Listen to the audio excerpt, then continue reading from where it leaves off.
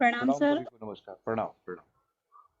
जो उस पेशेंट का जो गंद वाला है, मल में गंद आने की जिसको शिकायत है, उसका ट्रीटमेंट सजेस्ट हो पाएगा क्या सर? हाँ, हो जाएगा, हो जाएगा। ठीक है। प्रणाम सर। प्रणाम प्रणाम। गुरुजी प्रणाम।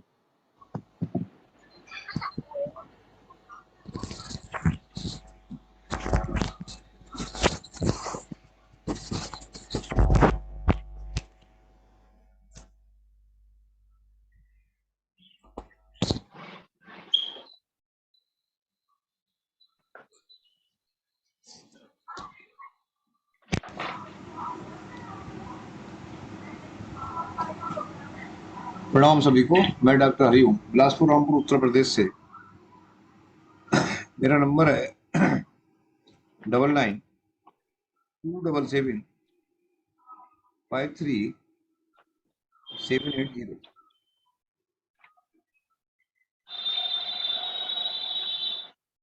आज की संगोष्ठी का प्रारंभ तिलक वंदना से करते हैं।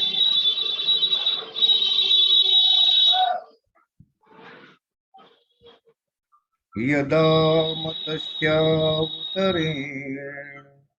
कर्णाभिद्युदिता तदा शेषाय तत्र बुभेदा सागम् अवात्मा यतश्रेयवायातु ज्ञाता किंचिन्धिता तस्मान्चरकानमान्यासो कयात्रेषु चित्तमण्डले सामात्यचरका आचार्यो देवाचार्यो यथा देव सहस्रवदन स्यासोऽयं वंशो रुजाकृता पातञ्जल महाभाष्य प्रति संस्कृते मनोवाक्याय दोषाणाम् अहित्रेयः पते नमः। अहित्रेयः पते नमः। अहित्रेयः पते नमः।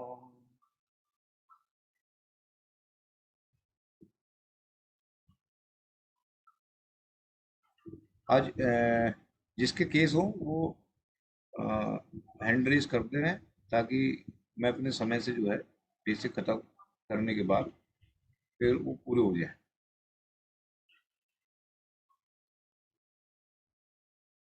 गुल्म में सर प्रणाम सर। प्रणाम प्रणाम। गुल्म में और विद्धि में ये हम उसको देख के आए थे कि गुल्म और विद्धि इन दोनों में वास्तव में अंतर क्या होता है। तो आपको गुल्म में बता दिया गया था, विद्धि में पहले बताया था कि विद्धि में रस, वो क्या नाम है, रक्त और मांस, ये दोनों इन्वॉल्व होते हैं, जबकि गुल्म में 200 का इन्वॉल्वमेंट होता है। अब यहाँ से अगर डिफरेंस अगर हम बिटवीन करें तो हमारे सामने 3-4 केस ऐसे होते हैं। नंबर 1, अगर हमने रक्तज गुल्म को लिया है, इसका मतलब रक्तज गुल्म में कोई भी धातु, अब इसको ध्यान से सुनना क्योंकि ये संप्राप्ति बनाने में आपके लिए बहुत अच्छा एक कंसेप्ट है। जो कंसेप्ट क्या है वास्तव में, वो जो क्लियर कहा है आचार्यों ने, उसको बिल्कुल एकदम स्पष्ट रूप से बोल दिया है कि रक्तज अगर गुल्म है तो उसमें जो दोष हैं वही इन्वॉल्व है। वहां पर कोई रस रक्त धातु है वो इन्वॉल्व नहीं होगी। वो पेशीनुमा हो, वहां पर कफ का इन्वॉल्वमेंट हो के बहुत ज्यादा स्निग्धता बढ़ गई हो, और स्निग्धता बढ़ने के कारण कहीं पर मतलब कहना चाहिए एक प्रकार से जिसे हम कहते हैं कि वो वहां पर जम गया है, अर्थात वहां पर कफ का अपना गुण होता है कि वो स्निग्धता प्राप्त करके पिछलता को प्राप्त हो जाए, और पिछलता को प्राप्त होने के बाद फिर ये जो रक्तज गुल्म की संप्राप्ति होती है वो वहां पर इन्वॉल्व हो जाती है। लेकिन अगर हम ये कहें कि इसमें कोई धातु हमारी इन्वॉल्व है तो वो धातु इन्वॉल्व नहीं होती। और अगर विद्यार्थी है, और विद्यार्थी में एक आपको दिया ही था कि विद्यार्थी के अपेंडिसाइटिस भी है किसी को, या फिर जो हेमेटोमा होता है वो है, या फिर लिवर एब्सिस के पेशेंट हमारे पास आते हैं वो भी है। तो वो एक प्रकार से विद्यार्थी में आता है। या कभी कभी अंतर विद्यार्थी भी हो जाती है, और वो अंतर विद्यार्थी यानी कि जहां पर आपको लगे कि वो पक्व हो जाएगी। तो ऐसा नहीं है कि गुल्म भी पक्व नहीं होता है, गुल्म पक्व हो जाता है यदि उसमें पक्वता का जो मेन है कारण है वायु है, वो सॉरी पित्त है, वो पित्त जो है अगर अपने गुणों को प्राप्त हो जाए तो वो भी पक्वता पैदा कर देता है वहां पर। लेकिन अमूमन जो सामान्यता गुणों में पक्वता नहीं होती है। अगर होती है तो हम उसको ये नहीं मान लेंगे कि अगर पक्व हो गया वो और वहां अंदर वो टूट गया, और अंदर टूटने के बाद फिर वहां से जो रस रक्त है, जो भी उसके अंदर मेट्रिक विकार वाला जो कुएं है वो निकल रहा है बाहर, तो हम उसको ये समझ लें कि कहीं ये जो है विद्यार्थी है। तब वहां पर हमको डिफरेंस करना पड़ेगा कि ये विद्यार्थी थी या फिर मतलब कहना चाहिए गुल्म था। तो इसमें काल देखा जाता है कि किसी भी, जैसे कि हमारे पदार्थ विज्ञान में काल का वर्णन है, किसी भी कोई भी रोग अपने काल की अपेक्षा करता है। उसका काल आने पर वो अगर ऐसी विकृति को पैदा करता है, जैसे पित्तज काल में अक्सर क्या होता है, जैसे हमारा इस समय चल रहा है वायु का प्रकोप काल है, और आगे थोड़ा सा जब 1-1.5 महीने के पास में जाएंगे तब वहां पर पित्त का प्रकोप होना शुरू हो जाएगा। और उस स्थिति में हम काल पे निगाह डालेंगे सबसे पहले। इस समय काल जो है अगर मतलब कहना चाहिए पित्त का है, और उस समय मरीज 4 महीने से 4-5 महीने से पहले से, या हम मान के चलें 6 महीने पहले से जो है उसको कहीं पर गुल्म था, और गुल्म होने के नाते वो गुल्म की ही चिकित्सा ना करके बल्कि पेट दर्द की इस तरह की चिकित्सा वो करता रहा। और उसके बाद जब उसका काल आया तो पित्त पर कुपित हुआ, और उसने वहां पर फिर अपने दर्शन दिए। और दर्शन तो वो पहले ही दे रहा था, वहां पर अपने गुणों के प्रकोपित है। तब हमें उसमें हो सकता है कि वहां जो है वो पित्त के गुण है, जिसमें जो पूई जो रक्त है, यानी कि पूई जो गुण होता है पित्त का, वो तिगंधी भी होता है, पूई होता है, अपनी उष्णता तीक्ष्णता से धातुओं को सड़ाता है, और वहां पर फर्मेंटेशन पैदा करके वहां पर उनको प्यूट्रिफिकेशन पैदा करके सड़ा देता है उसको। तो वहां पर हम धातु के इन्वॉल्व नहीं मानेंगे, बल्कि वहां पर का जो गुण है, जो पित्त है, उसके गुणों की हम तीक्ष्णता मानेंगे, और उसको काल को देख कर निर्दिष्ट कर लेंगे कि था तो ये गुल्म ही, लेकिन ये अब कन्वर्ट भी नहीं हुआ है, लेकिन यहाँ पर वो उसको विद्यार्थी रूप धारण कर लिया है। तो ये सामान्यता जो है काल पर निर्भर करता है। लेकिन विद्यार्थी स्वयं पैदा होगी और वो तत्काल अपने लक्षणों को दिखाएगी, और जब तत्काल अपने लक्षणों को दिखाएगी शुरू से ही उसकी पैथोलॉजी यही होगी। जैसे कि हम लिवर एब्सिस के मरीज में हम देखते हैं, तो लिवर एब्सिस के मरीज में उस ऐसा नहीं होता है कि 4 महीने बीत गए और 4 महीने बीतने के बाद लिवर एब्सिस जो है वो मतलब कहना चाहिए डायग्नोज हुआ है।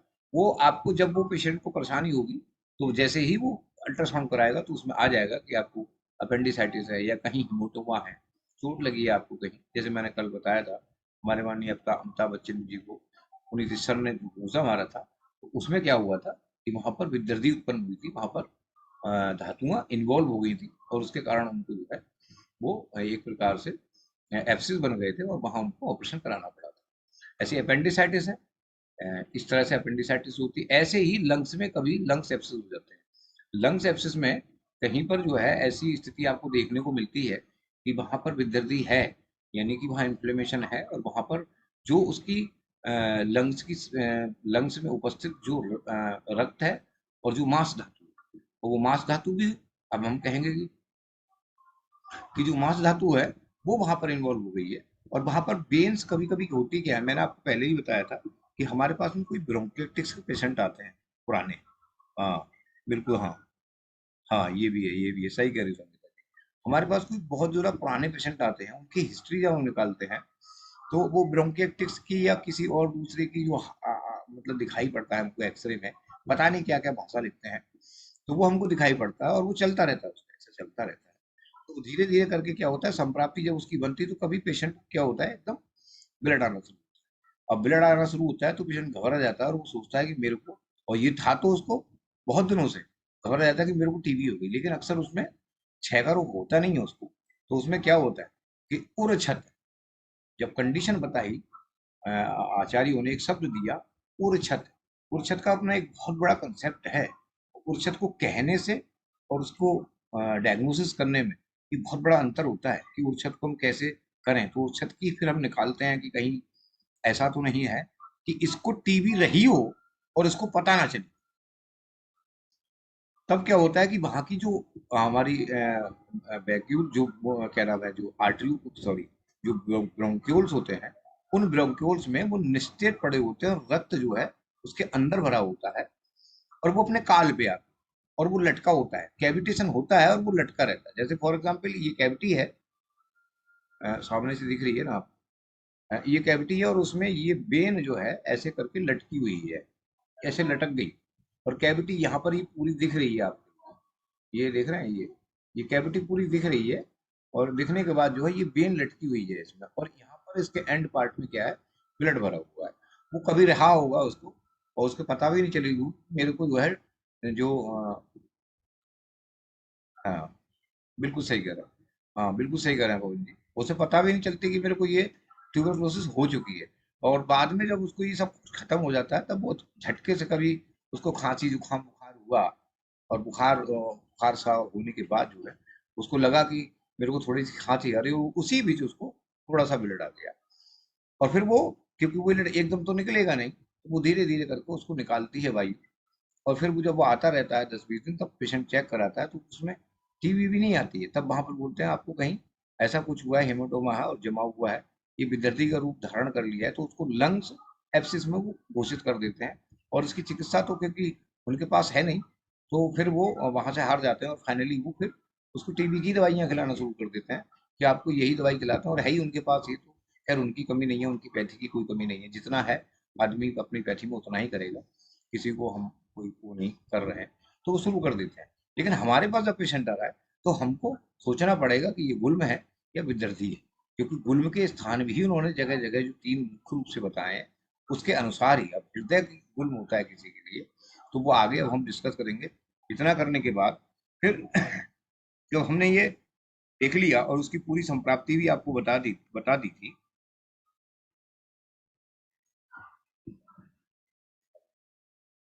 इसके आगे अब गुल्म की जो सामान्य निदान है, जो उसकी डायग्नोसिस है, जो उसकी संप्राप्ति है, वो हम कैसे बनाएं, उस पर हम डालते हैं। आप हेडिंग डाल सकते हैं और अपना क्लिनिकल लिख सकते हैं इसमें कि गुल्म की संप्राप्ति कैसे बनाएं और किस तरह से हम उसको देखें। गुल्म मात्र में वायु का प्रकोप मूल में होता है। जो गुल्म होता है उसमें वायु का प्रकोप, मैंने पहले ही बता दिया कि गुल्म जो है वो 2 दोषों के द्वारा, तीनों दोषों के द्वारा होता है, लेकिन उसमें 2 दोष ऐसे होते हैं जो वायु को चारों तरफ से घेरते हैं। और वो चारों तरफ से जब घिर जाती है वायु, तो उसमें क्या होता है, देखिए एक चीज मैं आपको और बताऊं, गुल्म की अपनी एक बहुत बड़ी है संप्राप्ति। क्या है, आपको दिमाग में आएगा कि ये जो पित्त था, ये जो कफ था, अगर वायु उसके अंदर घिर गई तो हमने आपको कभी बताया था,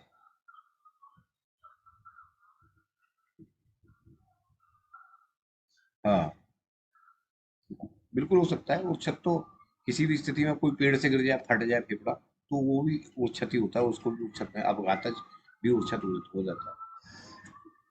मैं कहाँ भूल रहा था।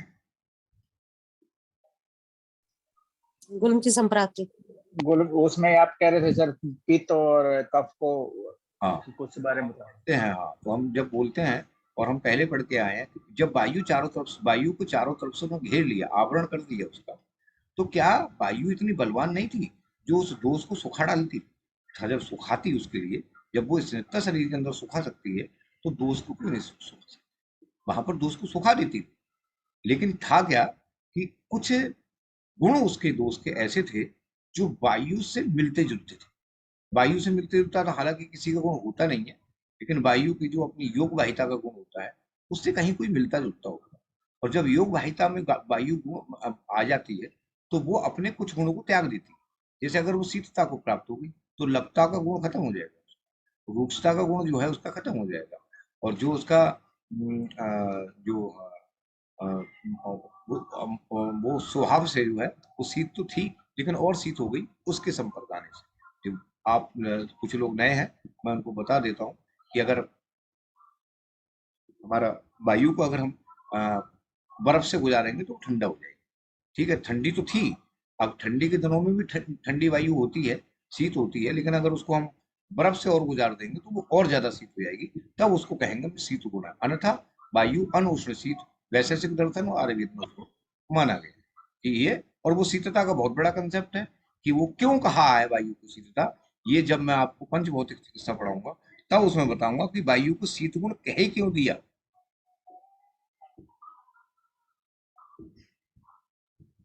तब इसमें क्या होता है कि वो दोषों को वहां पर जो उससे घिरी हुई है उसके कुछ ऐसे गुण होते हैं जो योग भाई मतलब कहना चाहिए उससे वो कर लेती है, और फिर इसके कारण जो है उस दोष को वो सुखा नहीं पाती है, चाहे वो पित्त हो चाहे वो कफ।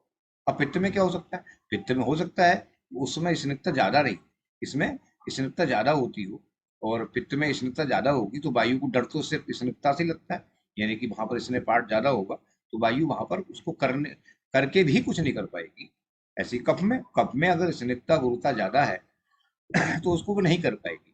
तो हमको यहाँ विचार ये करना होता है कि गुल्म की संप्राप्ति जो आचार्यों ने बताई है उसमें कुछ ऐसे तो ऐसी चीजों को छोड़ के चले गए और उन्होंने मान लिया कि ये वैद्य को पहले से पता होगा, और पता होना भी चाहिए, क्योंकि जब हम गुण पढ़ रहे हैं तो हमको ये भी पता होना चाहिए कि किस गुण पर किस गुण का ज्यादा प्रभाव होता है और कैसे होता है, उसके गुण और गुणों के गुणों पे, मतलब बात के गुणों पे, पित्त के गुणों पे और कफ के गुणों पे। हमको वायु और पित्त और कफ से बहुत ज्यादा संबंध नहीं रखना है, हमको गुणों को, उसके जो दोष है उसके गुणों से संबंध रखना है।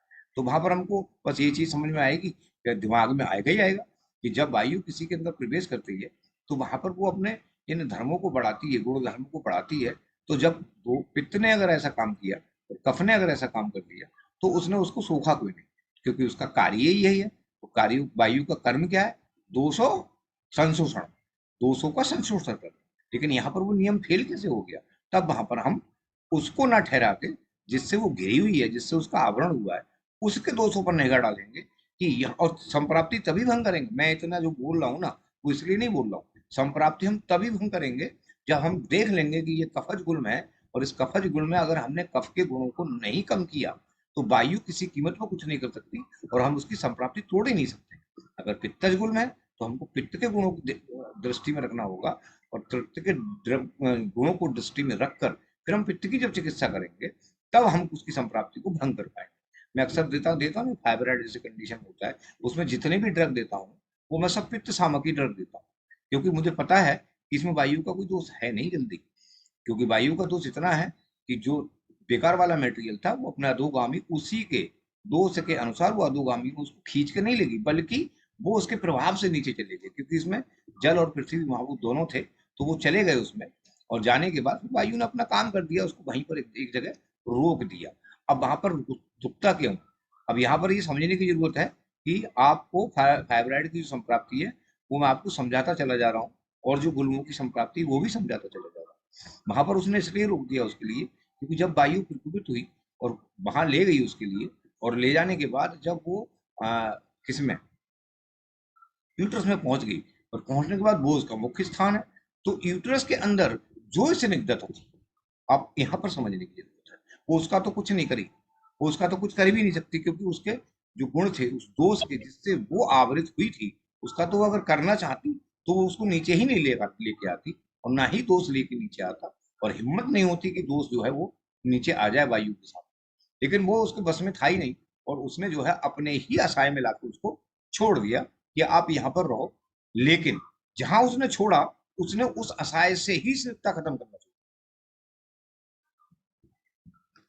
और जब वहां पर स्निग्धता खत्म हुई तब वहां पर वायु के गुण बढ़े, और बढ़ने के बाद फिर वायु ने वहां पर स्थिमित कर दिया। अब वहां पर दूसरा नियम आपको एक एक चीज ध्यान रखनी है कि संहिता का जो एक एक नियम है वो एक एक चीज से जुड़ता हुआ चला गया है। वहां पर दूसरा है कि अब वायु अगर उस समय सम अवस्था में रही होगी, यहाँ पर आकर अगर वो प्रकोपित हो गई तो प्रकोपित वायु अपने मलों को बाहर ना निकाल के संग पैदा कर देती है, अर्थात मलों को वहीं रोक देती है। अच्छा, ऐसा है कि आप लोगों को तो सब समझ में आ रहा है ना? Yes sir. अच्छा सर, जैसे जो आपने अभी बताया कि ये जो वायु प्रकोपित होगी, तो वायु प्रकोपित होने के बाद में जैसे अपने मलों को रोक देती है, तो इसी तरह से जो प्रकोपित कफ होगा, तो भाई अगर रोक कफ को रोकती है, तो वो जो कफ आवृत कर लेगा उस वायु को, यही संप्राप्ति होगी ना फिर इसकी, बिल्कुल, हाँ यही कफज गुल्म संप्राप्ति, की। हाँ बिल्कुल, और अगर पित्त प्रकोपित होगा, पित्त प्रकोपित होके वो अगर वहां पे रुकता है, हाँ तो वो पित्तज गुल्म हो जाएगा। हाँ हाँ। अच्छा, एक चीज और पूछनी थी सर मुझे, जैसे कि ये जो पित्त होगा, तो पित्त आप ये पित्तज गुल्म बनेगा, तो उसमें उष्ण तीक्ष्ण होगा, तो हाँ, ये मैं यही तो, हाँ बताओ बताओ, हाँ बोलो, पूरा बोलो, बोले पूरा बोलो। हाँ, तो वो वहां पे जो मांस धातु होगी उसको गलाएगा नहीं वो सर, गला के फिर वो पाक उत्पन्न करके ये सब हाँ वो मैं बता ये विद्रदी उत्पन्न करेगा। वो मैं बता दे रहा हूँ। वहां पर उष्ण और तीक्ष्ण गुण नहीं बढ़ा होगा, वहां पर स्नेह होगा, वहां पर द्रव गुण बड़ा होगा, वहां स्नेह गुण बड़ा होगा, वहां द्रव गुण बड़ा होगा, वहां उसका सर्वगुण बड़ा होगा। उष्ण और तीक्ष्ण गुण बढ़ता तो वायु उसके अपने प्रभाव से, जो पित्त जो है वायु को शांत रखता है, वो अपने उष्ण और तीक्ष्ण गुण से ही तो शांत रखता है। अगर उसमें द्रवता बढ़ गई, किसमें, पित्त में, अगर पित्त उसमें में। स्निग्धता बढ़ गई, अर्थात बद्ध कफ उसके साथ में मिलना शुरू हो गया, तब वहां पर वो वायु वायु जो है, वो वहां पर उसको कुछ कर नहीं पाएगा वायु के लिए, क्योंकि वहां पर उसका उष्णता का धर्म खत्म हो जाएगा, अर्थात कम रहेगा। और वायु को उष्णता अगर धर्म खत्म हो गया, तो फिर वायु जो है उसको फिर अच्छी तरह से अपनी संप्राप्ति बनाएगी। यहाँ पर वायु के पित्त के उष्ण और तीक्ष्ण गुण कम, मतलब होके द्रव गुण, उसका स्निग्ध गुण, उसका सरगुण, ये तीनों गुण जो है वो बड़े होते हैं, इसलिए वायु शांत नहीं होती।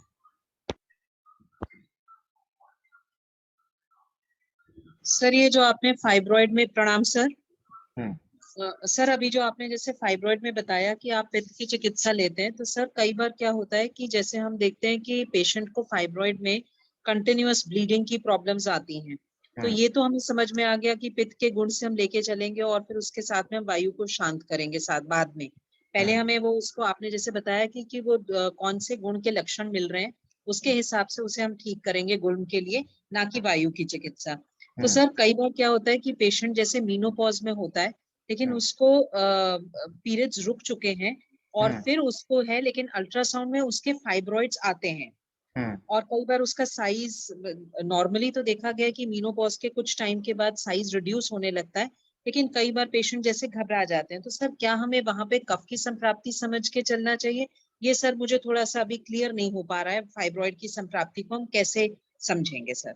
हाँ, अब मैं बता दे रहा हूँ आपको, ये आपको बिल्कुल सही है। एक कंडीशन तो ऐसी है जिसको मेंस आ रहा है, एक कंडीशन ऐसी जिसको मेंशन नहीं आ रहा है, अर्थात वो मीनोपोज है। यहाँ पर हम उसको आतरफ से संबंधित मतलब अगर मानेंगे, तो आतरफ कहते हैं कि आतरफ अब बनना बंद हो गया है, ठीक है, आतरफ इसमें जो है इन्वॉल्व होता है। तो आतरफ बन इन्वॉल्व एकदम जो है आतरफ मतलब कहना चाहिए वो क्या बोलते हैं, बनना बंद नहीं होता है। एकदम आतरफ अगर पूरी तरह से बनना बंद हो जाएगा, हाँ उसका जो अपना पित्त का गुण होता है, वो जो छेदन वेदन का होता है, वो कम हो जाता है, अर्थात धातु अग्नि कम होती है। और वहां पर वो उसी तरह से रहता है जिस तरह से वो पहले ही रहता था, मात्रा उसकी कम होती चली जाती है, लेकिन उसमें अन्य गुण आते चले जाते हैं। अब समझो, आतरफ बना, पित्त आतरफ बनने के बाद बन गया, बनने के बाद उसको निकलना जरूरी था, लेकिन अब धातु अग्नि वो मंद हो गई। धातु अग्नि मंद होने का पित्त का जो उष्ण तीक्ष्ण जो आतरफ की जो ऊपर की लेयर होती है उसको तोड़ता है, उसका छेदन करता है, उसका भेदन करता है, और वो 5 दिन तक धीरे धीरे करके पूरी उसको साफ कर देता है। अब उसके अंदर वो उष्णता तीक्ष्णता नहीं रही, इसे ही तो मीनोपुल बोलते हैं। कि उस समय अब वहां पर जो धातु अग्नियां हैं वो कमजोर हो गई है, अर्थात उम्र के हिसाब से वो यहाँ पर कमजोर हो गई। कमजोर होने का मतलब उसमें अब इतना अपने गुण नहीं रहे जो उसका वो भेदन करे। अब वहां पर जो संप्राप्ति बनी तो शुरू से ही जो दोष है वो दुष्ट है, वो जो जो रस और रक्त है वो दोनों ही दुष्ट है।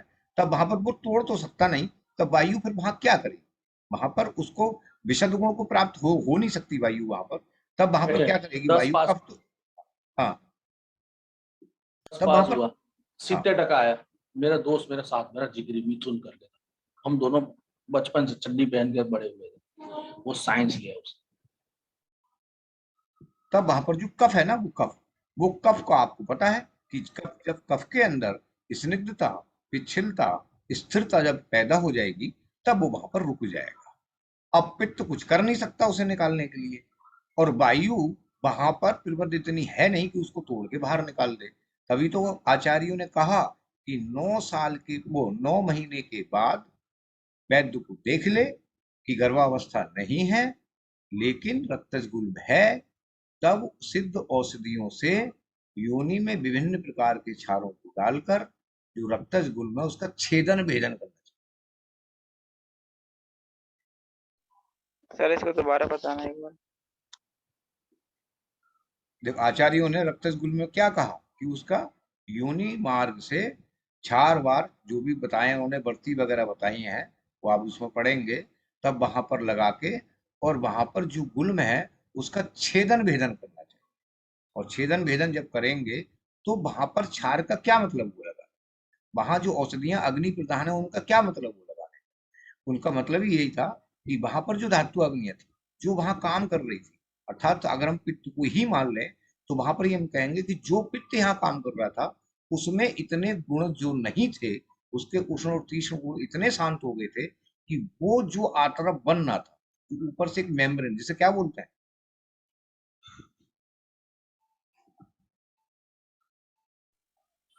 क्या बोलते हैं उसको, एंडोमेट्रियम। ठीक है, नहीं ओवा के ऊपर जो वो एंड्रोमेट्रियम की जो लेयर अंदर जो रस और रक्त आया था और वो दुष्ट था, वो वहां पर दुष्ट कैसे था वो मैंने आपको बता दिया कि रक्त में, क्योंकि देखिए रक्त किसके समान धर्मी है, पित्त के समान धर्मी है, ठीक है, तो वो उसका भी कुछ नहीं कर सकता।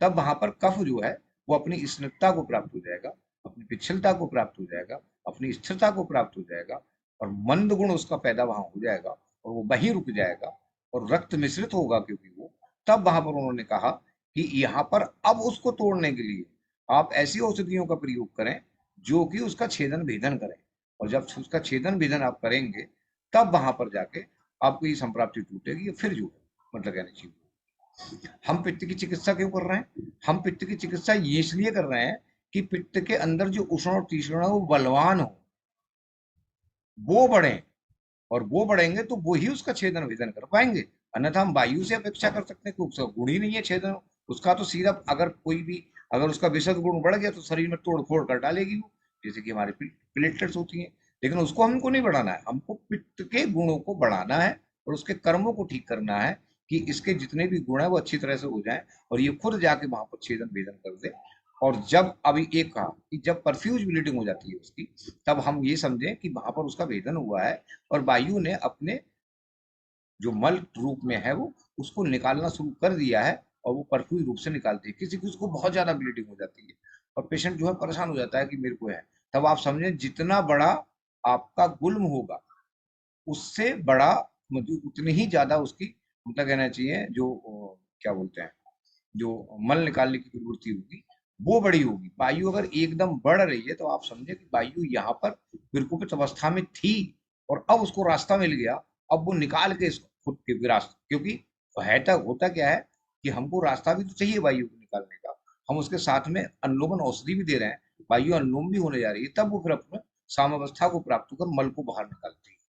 किसी को अगर ऐसा होता है कि बहुत ज्यादा ब्लीडिंग बहुत ज्यादा होती है तो हमको कुछ नहीं करना होता है, हम सिर्फ केवल उसको दसमूल और बला ये दोनों आप उसको 20-20 ml दे दीजिएगा और उसकी ब्लीडिंग शांत हो जाएगी, क्योंकि वायु की जो स्पीड होगी वो कम हो जाएगी और वो मल को धीरे धीरे करके निकालेगी, बीच में ही उसको रोक देगी। और रोकने के बाद आपको ध्यान रखना चाहिए कि इसमें हर महीने में ऐसा होगा तो थोड़ा क्लॉट टाइप के निकलेंगे, और वो क्लॉट टाइप के निकलेंगे तो पेशेंट को आप समझाइएगा कि ऐसा होता है, ये होगा, और तब तक हम खत्म नहीं कर पाएंगे। अगर बहुत ज्यादा कुछ है, पेशेंट इरिटेट हो रहा है, पेशेंट को अगर ऐसा लग रहा है कि मेरे को फायदा नहीं हो रहा है, तो आप उससे कहिएगा आप एक फटाफट एक अल्ट्रासाउंड करें।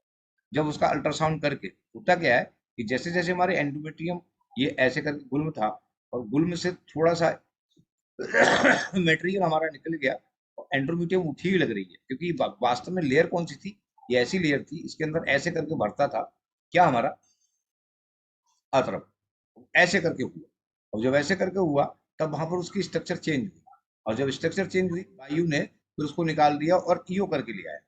अब यहाँ से ये चिपक गया, अल्ट्रासाउंड इसको एंडोमेट्रियम ही मानना है और आज भी मानना है कल भी मानेगा, लेकिन ये बीच का जो हल्का सा जो छिद्र रह गया था तब वो साइज देगा कम, क्योंकि अब एंडोमेट्रियम आपस में चिपक गई इस साइड से और आपस में थोड़ी सी चिपकी इस साइड से, और फिर पता लगी कि उसका जब साइज कम आया तो पेशेंट को तसल्ली आ गई कि ये कम है, लेकिन आपको तसल्ली नहीं आनी चाहिए।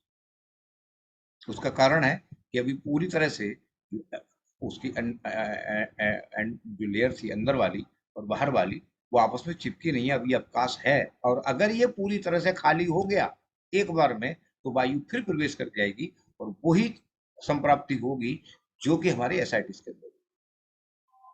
कि क्या एसाइटिस के अंदर एक बार में अगर पानी निकाल लिया तो पूरा उदर जो है क्या हो जाता है, वायु में हो जाता है, और वायु में जब हो जाता है वो फिर दोबारा से जल्दी जल्दी भर जाता है। इसलिए कहते हैं ना एसाइटिस में जो है एकदम पानी नहीं निकलना चाहिए। इसलिए इसमें भी एकदम करके जो है, आपको लगता है बहुत ज्यादा ब्लीडिंग हो रही है मरीज के लिए, तो आपको वो गुल्म आगे बढ़ के आ सकता है, और उस समय हमको तुरंत जो गला है और दशमूल, इन दोनों को 20-20, 25-25 ml थोड़ी सी हाई डोज में 30 ml करके उसको कहो कि 2 दिन पियो, वहीं वायु शांत हो जाएगी, और फिर उसके बाद अपनी जो चिकित्सा चल रही है आपकी, उस चिकित्सा को आप कंटिन्यू रखें। वैशाली जी का थोड़ा सा समझ में आ गया होगा, तो वो चिकित्सा जो है शुरू करवा देना, ठीक है। आगे सर एक चीज पूछनी थी मुझे। हाँ, सर जैसे जो थिक एंडोमेट्रियम आता है बहुत बार, तो ये शाम कफ की वजह से ही तो आता होगा ना सर? ये शाम कफ जो है, जो मतलब उसकी प्रोलिफरेटिव स्टेज होती है, तो उस प्रोलिफरेटिव स्टेज में जो नहीं, शाम कफ नहीं, और एंडोमेट्रियम शाम कफ नहीं होता। एंडोमेट्रियम तो वास्तव में हमारे शरीर का एक अंग है। नहीं, मैं ये कह रहा हूँ सर कि जैसे जो थिकनेस आती है ना, एंडोमेट्रियम थिकनेस, हाँ, तो वो शाम कफ, वो शाम कफ ना। उसकी चिकित्सा तो करनी पड़ेगी, वो शाम हाँ। कफ। ठीक। अच्छा, एक चीज और पूछनी थी सर, जैसे कि कई बार जैसे हीमोरेजिक सिस्ट है, तो उसको पित्त प्रधान हम मानेंगे ना, हीमोरेजिक सिस्ट को, मतलब इसमें द्रवता ज्यादा है, और कफज टाइप की अगर सिस्ट होती है तो वो ज्यादा कठिन होती है, इस तरह की। हाँ, देखिए हीमरेजिक सिस्ट है, जैसे कि हीमरेजिक सिस्ट है, तो वहां सिस्ट में गुल्म नहीं मान सकते। वहां पर सिस्ट को आप, हाँ, वहां सिस्ट को आप विदर्दी में काउंट करेंगे, क्योंकि सिस्ट का मतलब है कि वहां पर धातु इन्वॉल्व है, रस और मांस, वो क्या रक्त और मांस, वहां पर आप उसको विदर्दी में करें और विद्यार्थी की ही चिकित्सा करें। सोथ भी तो मान सकते हैं ना सर? बिल्कुल मान सकते हैं, लेकिन गुल्म नहीं मान सकते। अच्छा, मुझे एक चीज पूछनी थी सर कि जैसे कि ये दुनिया भर की जो चीजें हैं, जैसे अपची, अलजी, विद्रधी, अर्वुर्द, गुल्म, ये सारे के सारे मतलब कि सोथ के योग रूप है ना ये सब? देखो इसमें, हाँ, ये सोच के ही रूप हैं, लेकिन हम दोनों, अलजी है, विदर्दी है, ये जितनी भी चीजें हैं, हम इन दो, हाँ, हम इन दोनों, ये गुल्म में और विदर्दी आगे है, मैंने लिखा है, ये अलजी फल्जी सब लिखी है मैंने, ठीक है। ये सिर्फ केवल विदर्दी का ही एक रूप अंश है, जिसमें धातुएं इन्वॉल्व है, वो विदर्दी है, वो किसी भी प्रकार की हो सकती है। जिसमें गुल्म है वो तो सिर्फ केवल 200 से ही है, बस। सर मैं एक बात बोलूंगा, हाँ, मुझे कई बार क्या है ना, जैसे आपको सुनते हुए ऐसा मैं अंदर से जैसे ना मजा सा आता है, क्योंकि क्योंकि मैंने इतने सारे लोगों को सुना है, इतनी सारी जो कनेक्शन बनाने की जो चीज आती है ना, वो कहीं मिलती नहीं। पूरे इंटरनेट पे कहीं चले जाओ, जो एक कनेक्शन इंटरनेट पे, जोड़ने। यूट्यूब पर थोड़ी ना ये सब चीज मिलेंगी। इंटरनेट पे तो ये होता है कि हमको सब्सक्राइबर अच्छे मिल जाए, हमारा वो बढ़ जाए, थोड़ा सा सोशल मीडिया पे वो आ जाए। अरे पता नहीं एक पेशेंट नहीं, जो कौन, यूनिकनेस है ना, वो है ही नहीं सर कहीं पे।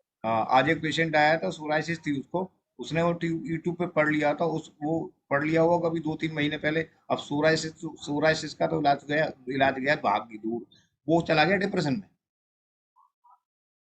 तो मतलब इस तरह से जो कंटेंट होते हैं ना, वो कभी भी आप यूट्यूब पे ना डालें, क्योंकि हमारे इंडिया में इतने पढ़े लिखे लोग नहीं हैं जो कि उस चीज को सही से समझ लें। आपने लिख दिया ये असाध होता है, ये कभी ठीक, एक तो जो हमारे दूसरे पैथी वाले हैं, वो कह देते हैं ये कभी ठीक नहीं होता है, एक बार हो जाएगा दोबारा भी हो जाएगा। उनने ये सिद्ध कर दिया, वो उनकी बात को जल्दी मान जाते हैं। और हमारे जो वैद्य होते हैं, वो यूट्यूब पे अपने क्या बोलते हैं उसको, सब्सक्राइबर। उसको ये बोल देते हैं, और बस फिर काम खत्म हो जाता है। जो बेचारा वैसे पढ़ने वाला है, थोड़ा सा बायो मतलब कहना चाहिए साइंस पढ़ ली, फिर उसने बीएससी कर ली, फिर एमएससी कर ली, वो उसको पढ़ता है तो वो डर जाता है। कहता है अरे ये तो मेरा रोगी आज वही हुआ और वो डिप्रेशन में चला गया। अब मेरे को समझ में, मैंने उसके घर वालों को ये बताओ अब मैं इसका डिप्रेशन का इलाज करूँ इसका करूँ? तो बोले आप दोनों का करो। तो मैंने ठीक है मैं दोनों का करता हूँ। तो ऐसी ऐसी चीजें हैं, ऐसे ऐसे पेशेंट आपके सामने आएंगे। सर क्या है ना कि कुछ लोग क्लिनिकल नहीं है, कुछ लोग केवल ग्रंथ पढ़ करके उपदेश दे रहे हैं, कुछ लोग क्लिनिकल किसी का ज्यादा है ही नहीं सर। किसी से पूछो सर आपने क्लिनिकल किया इसमें, नहीं हमको तो अवसर नहीं मिला, हमारा रिसर्च का इसमें काम ही नहीं था, हमने तो इसमें ज्यादा काम नहीं किया, लेकिन ग्रंथ में लिखा है। बगैर क्लिनिकल के बेकार है। आप संदर्भ पढ़े, आप संहिता पढ़े, अच्छा है पढ़ना, पढ़िए उसको। ये शुभम सर बिल्कुल सही कह रहे हैं। जो प्रैक्टिकल अप्रोच रहती है पेशेंट की वो कुछ और होती है, जो बुक्स में लिखा होता है वो कुछ और होता है। जब आप face to face problem face करते हैं, फेस टू फेस देखते हैं, तो आपको कुछ और ही अलग मिलता है आपका। बिल्कुल अपोजिट दिखता है सर कई बार तो, है ना, बिल्कुल अलग ही दिखता है। तो उसमें जितना आप पेशेंट देखोगे आपको उतना ज्यादा नॉलेज मिलेगा। आप अगर सोचो तो बुक्स पढ़ के पेशेंट का इलाज कर सकते, कभी भी नहीं हो सकता। नहीं। आप मेडिसिन भी देते हैं, आप कोई भी ट्रीटमेंट करते हैं, हर मेडिसिन का इफेक्ट भी हर पेशेंट के ऊपर अलग अलग मिलता है, पर बुक्स के अंदर तो कॉमन चीज लिखी होती है ना। जी बिल्कुल। अब जैसा है ना, जैसे कि लोग बोलते हैं कि किसी को, जैसे मैं बताऊं प्रैक्टिकली बताऊं, किसी को मैं कहूँ कि लोग कह देते हैं कि आज मैं एक मेरा पेशेंट था वहाँ, तो वो आ गया तो वो कह रहा डॉक्टर साहब मुझे, मैं उसको घर पे ही उसको मात्रा बस्ती दिलवा रहा था। मैंने यार घर पे ले लिया, अभी मैं शुरू नहीं कर रहा हूँ, गर्मी हो रही है बहुत, मैं सेकूंगा तुमको तो तुमको पता लगी तुम बेहोश हो गए, तो करवा ही रहा था। थोड़ा सा आज थोड़ा मौसम ठीक हुआ है 2-3 दिन से, तो वो आया कि डॉक्टर साहब कर लो। तो मैंने कहा चल ऐसा करते हैं, तेरे को फटाफट जो है नीरू बस्ती दे देते। तो अब क्योंकि अटेंडेंट को तो मालूम था कि नीरू बस्ती देनी है, उसने सब कंटेंट कर लिया, सब अपना 10 मूल का क्वाथ बना के तैयार कर लिया। बोले डॉक्टर साहब इसको मिक्स कर दो।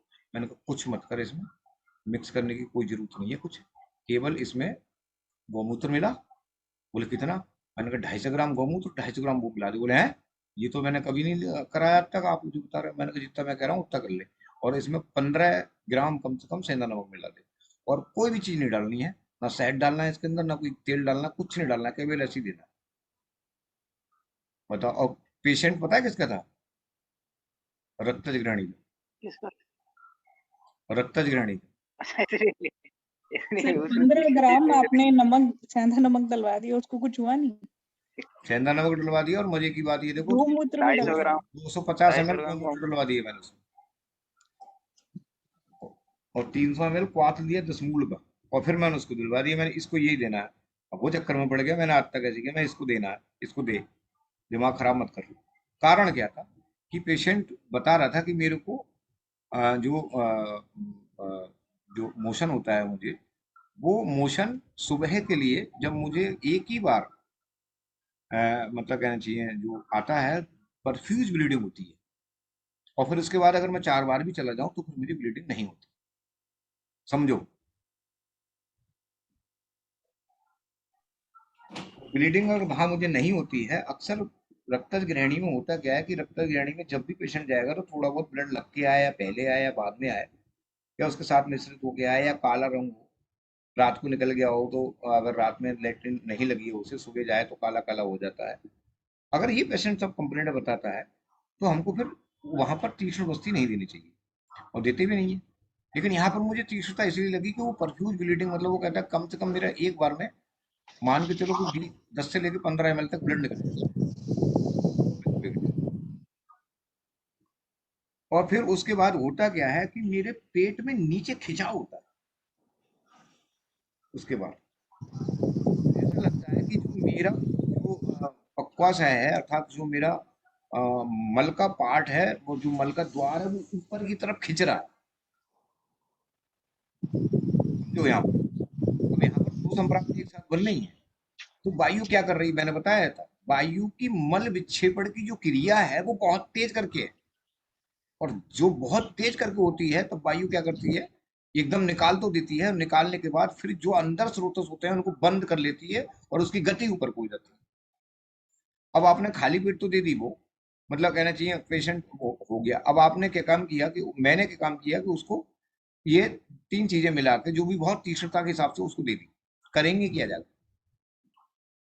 ये करेंगे ये कि वायु को तो बढ़ाएंगे, ये तो तय है, लेकिन जो दोष उसके अंदर था, जो स्रोतसों में दोष था, उस दोष को ये बाहर लाएगी निकाल के और स्रोतस को बिल्कुल शुद्ध कर देगी। उस पेशेंट को दिया और देने के बाद, मैं आज का ही बता रहा हूँ आपको, उस पेशेंट को दिया और देने के बाद उसको 1 घंटे के बाद जब वो लौट के आई, तो लौटने के बाद फिर उसको कोई ब्लड नहीं आया, और जब ब्लड नहीं आया तब मैंने उससे कहा, मैंने अब एकदम 80 ml भर ले छीर वाला तेल।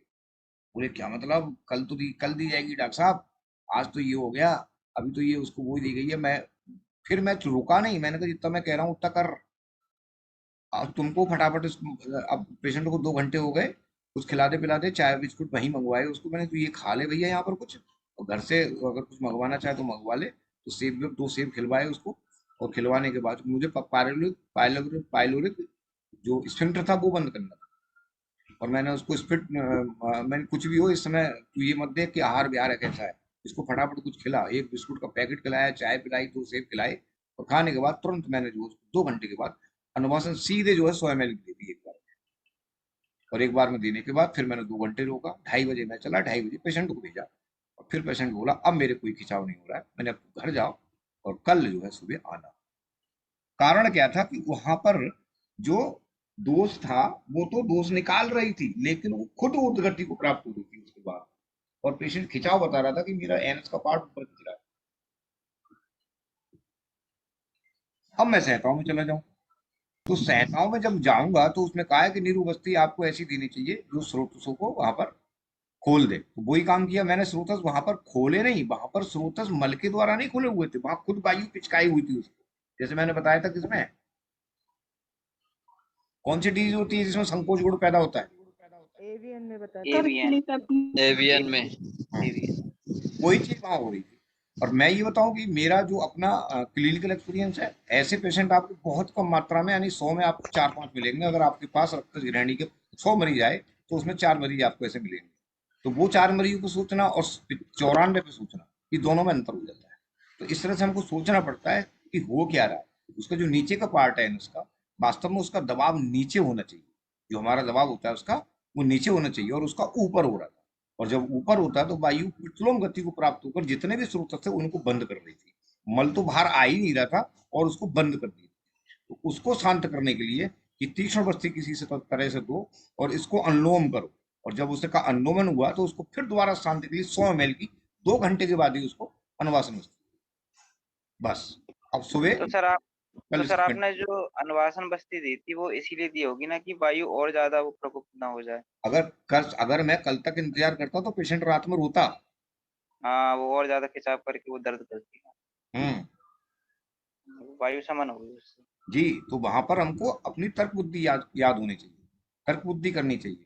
तो वहां पर क्या होता है कि जो अब कहते हैं कि आप पहले अनुवासन दें, फिर उसके बाद देखिए सिद्धांत, देखिए चिकित्सा सिद्धांत, पहले अनुवासन दें और फिर जो है आप उसको निरोध दें, यही तो सिद्धांत है।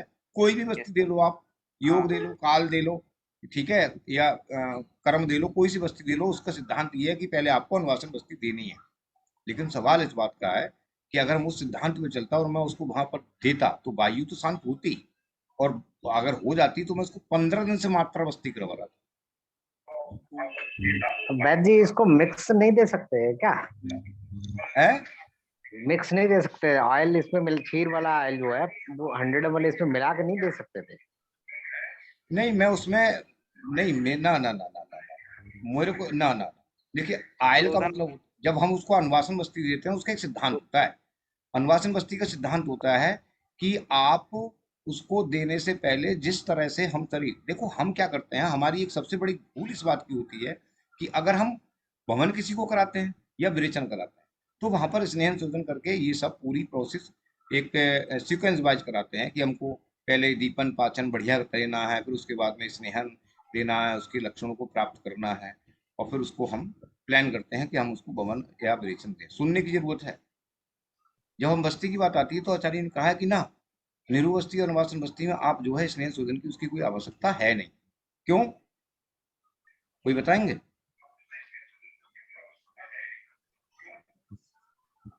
उसमें तो दोष नीचे ही पड़े हुए हैं ना बस्ती में, वायु विकार जो है या जो भी दोष है वो तो पक्वासे में ही है। बिल्कुल सही बात है। पवन और ब्रीथिंग में तो हमें खींच के लाने पड़ते हैं शाखाओं से जी। हाँ, लेकिन असली शाखाओं से आएंगे, लेकिन सवाल इस बात का है कि पहले अनुवासन को ही इंडिकेट क्यों किया? देनी थी हमको, हमको तो निरु देनी है, और हमको एक प्रकार से मान लो हमको योग वस्ती काल योग वस्ती देनी है, योग वस्ती देनी है, तो उसमें भी अनुवासन है, तो क्यों अनुवासन क्यों? निरु हम पहले क्यों नहीं देते? ताकि वो जो शोधन बस्ती बाद में देंगे ना, शोधन देंगे या फिर ये निरूह बाद में देंगे, ताकि वो स्रोतस खराब ना हो ना, शायद इसीलिए वो स्नेहन हो जाए इंटरनल ऐसा। वायु के रुक्ष गुणों को शांत करने के लिए। हाँ ये ऑलरेडी कहीं रुक्षता हो वहां पर। शुभम वो तुम चिपकी ठीक हुई- बोल रहे हो, जरा थोड़ा सा दिमाग लगा के सही शब्दों में चयन करके उसको बोलो।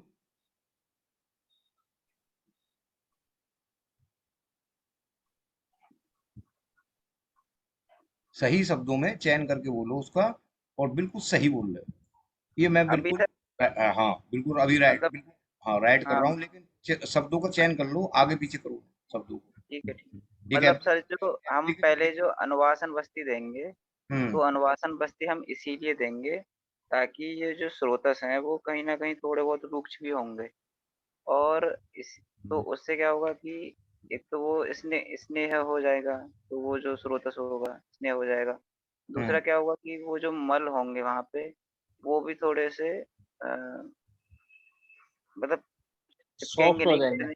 सॉफ्ट हो हो जाएंगे, जाएंगे, मृदु हो जाएंगे। सॉफ्ट हो जाएंगे। तो इसके बाद में हम जो निरूह बस्ती देंगे तो आराम से जो है वायु मतलब अनुलोमित हो जाएगी उसमें, उसको खींच के निकाल देंगे। बिल्कुल सही। अब थोड़ा सा क्योंकि सही बोल दिया, बस मैं इसको तुम्हारे शब्दों को ना एक सीक्वेंस वाइज, जैसे एप्लीकेशन लिखते हैं महोदय श्रीमान, ठीक है, हाँ, वो उस वाली सीक्वेंस को मैं लगा देता हूँ, बाकी और कुछ नहीं है, सब ठीक है, सही बोल दिया। होता क्या है कि हम वास्तव में वहां पर भी पहले जो स्नेहन स्वेदन दोनों ही कर लेते हैं, वहां पर भी हमारा नियम वही लागू होता है जो हम बाह्य रूप से स्नेहन स्वेदन या आंतरिक रूप से स्नेहन स्वेदन जब वमन और विरेचन प्रक्रिया में कराते हैं, तो बस्ती में भी हम वही काम करते हैं अनुवासन बस्ती देके, कि उस जगह का हम शोधन कराते हैं। जैसे मैं आपको समझाऊं, आपने कभी किसी की लेटरिन को जाम होते हुए देखा होगा, भर गई लेटरिन, अब उसमें से निकल नहीं रहा है, यस सर, देखा है ना? जी सर। ऊपर तक भर जाती है वो कई बार, और वो पाइप जो है भरा हुआ है, पाइप खुल ही नहीं रहा है,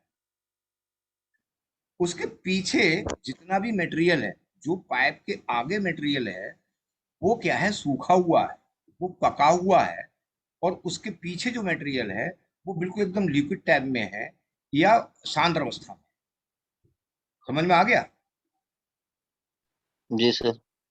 अब वो जो करते क्या, उनको देखो जरा, देखो ये सब चीजें देखी जाती हैं, ये सब चीजें जब हम करते हैं तो भागना ही नहीं चाहिए इससे, अरे वो हो रहा है नीचे नहीं जाएंगे, लेकिन आयुर्वेदिक के डॉक्टर का मतलब होता है कि कहीं भी घुस जाओ, घुसना पड़ेगा।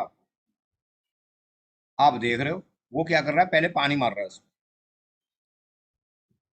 किसपे, जो पाइप का छिद्र है जहां से वो कठोरता है, जो मल वहां कठोर हो गया है, वहां पानी मार रहा है उसको, पानी मार के फिर उसको गीला कर रहा है, और गीला करने के बाद थोड़ी देर इंतजार करते हैं, और इंतजार करने के बाद फिर उसका वो छेदन कर देते हैं। छेदन का मतलब सब्बल उब्बल लेके उसको निकालते हैं, और जैसे ही वो सब्बल लेके निकालते हैं, अंदर से लिक्विड मटेरियल अपने आप ही आना शुरू हो जाता है, और थोड़ा बहुत रह जाता है, फिर पाइप डालते हैं, उसको खींच लेते हैं।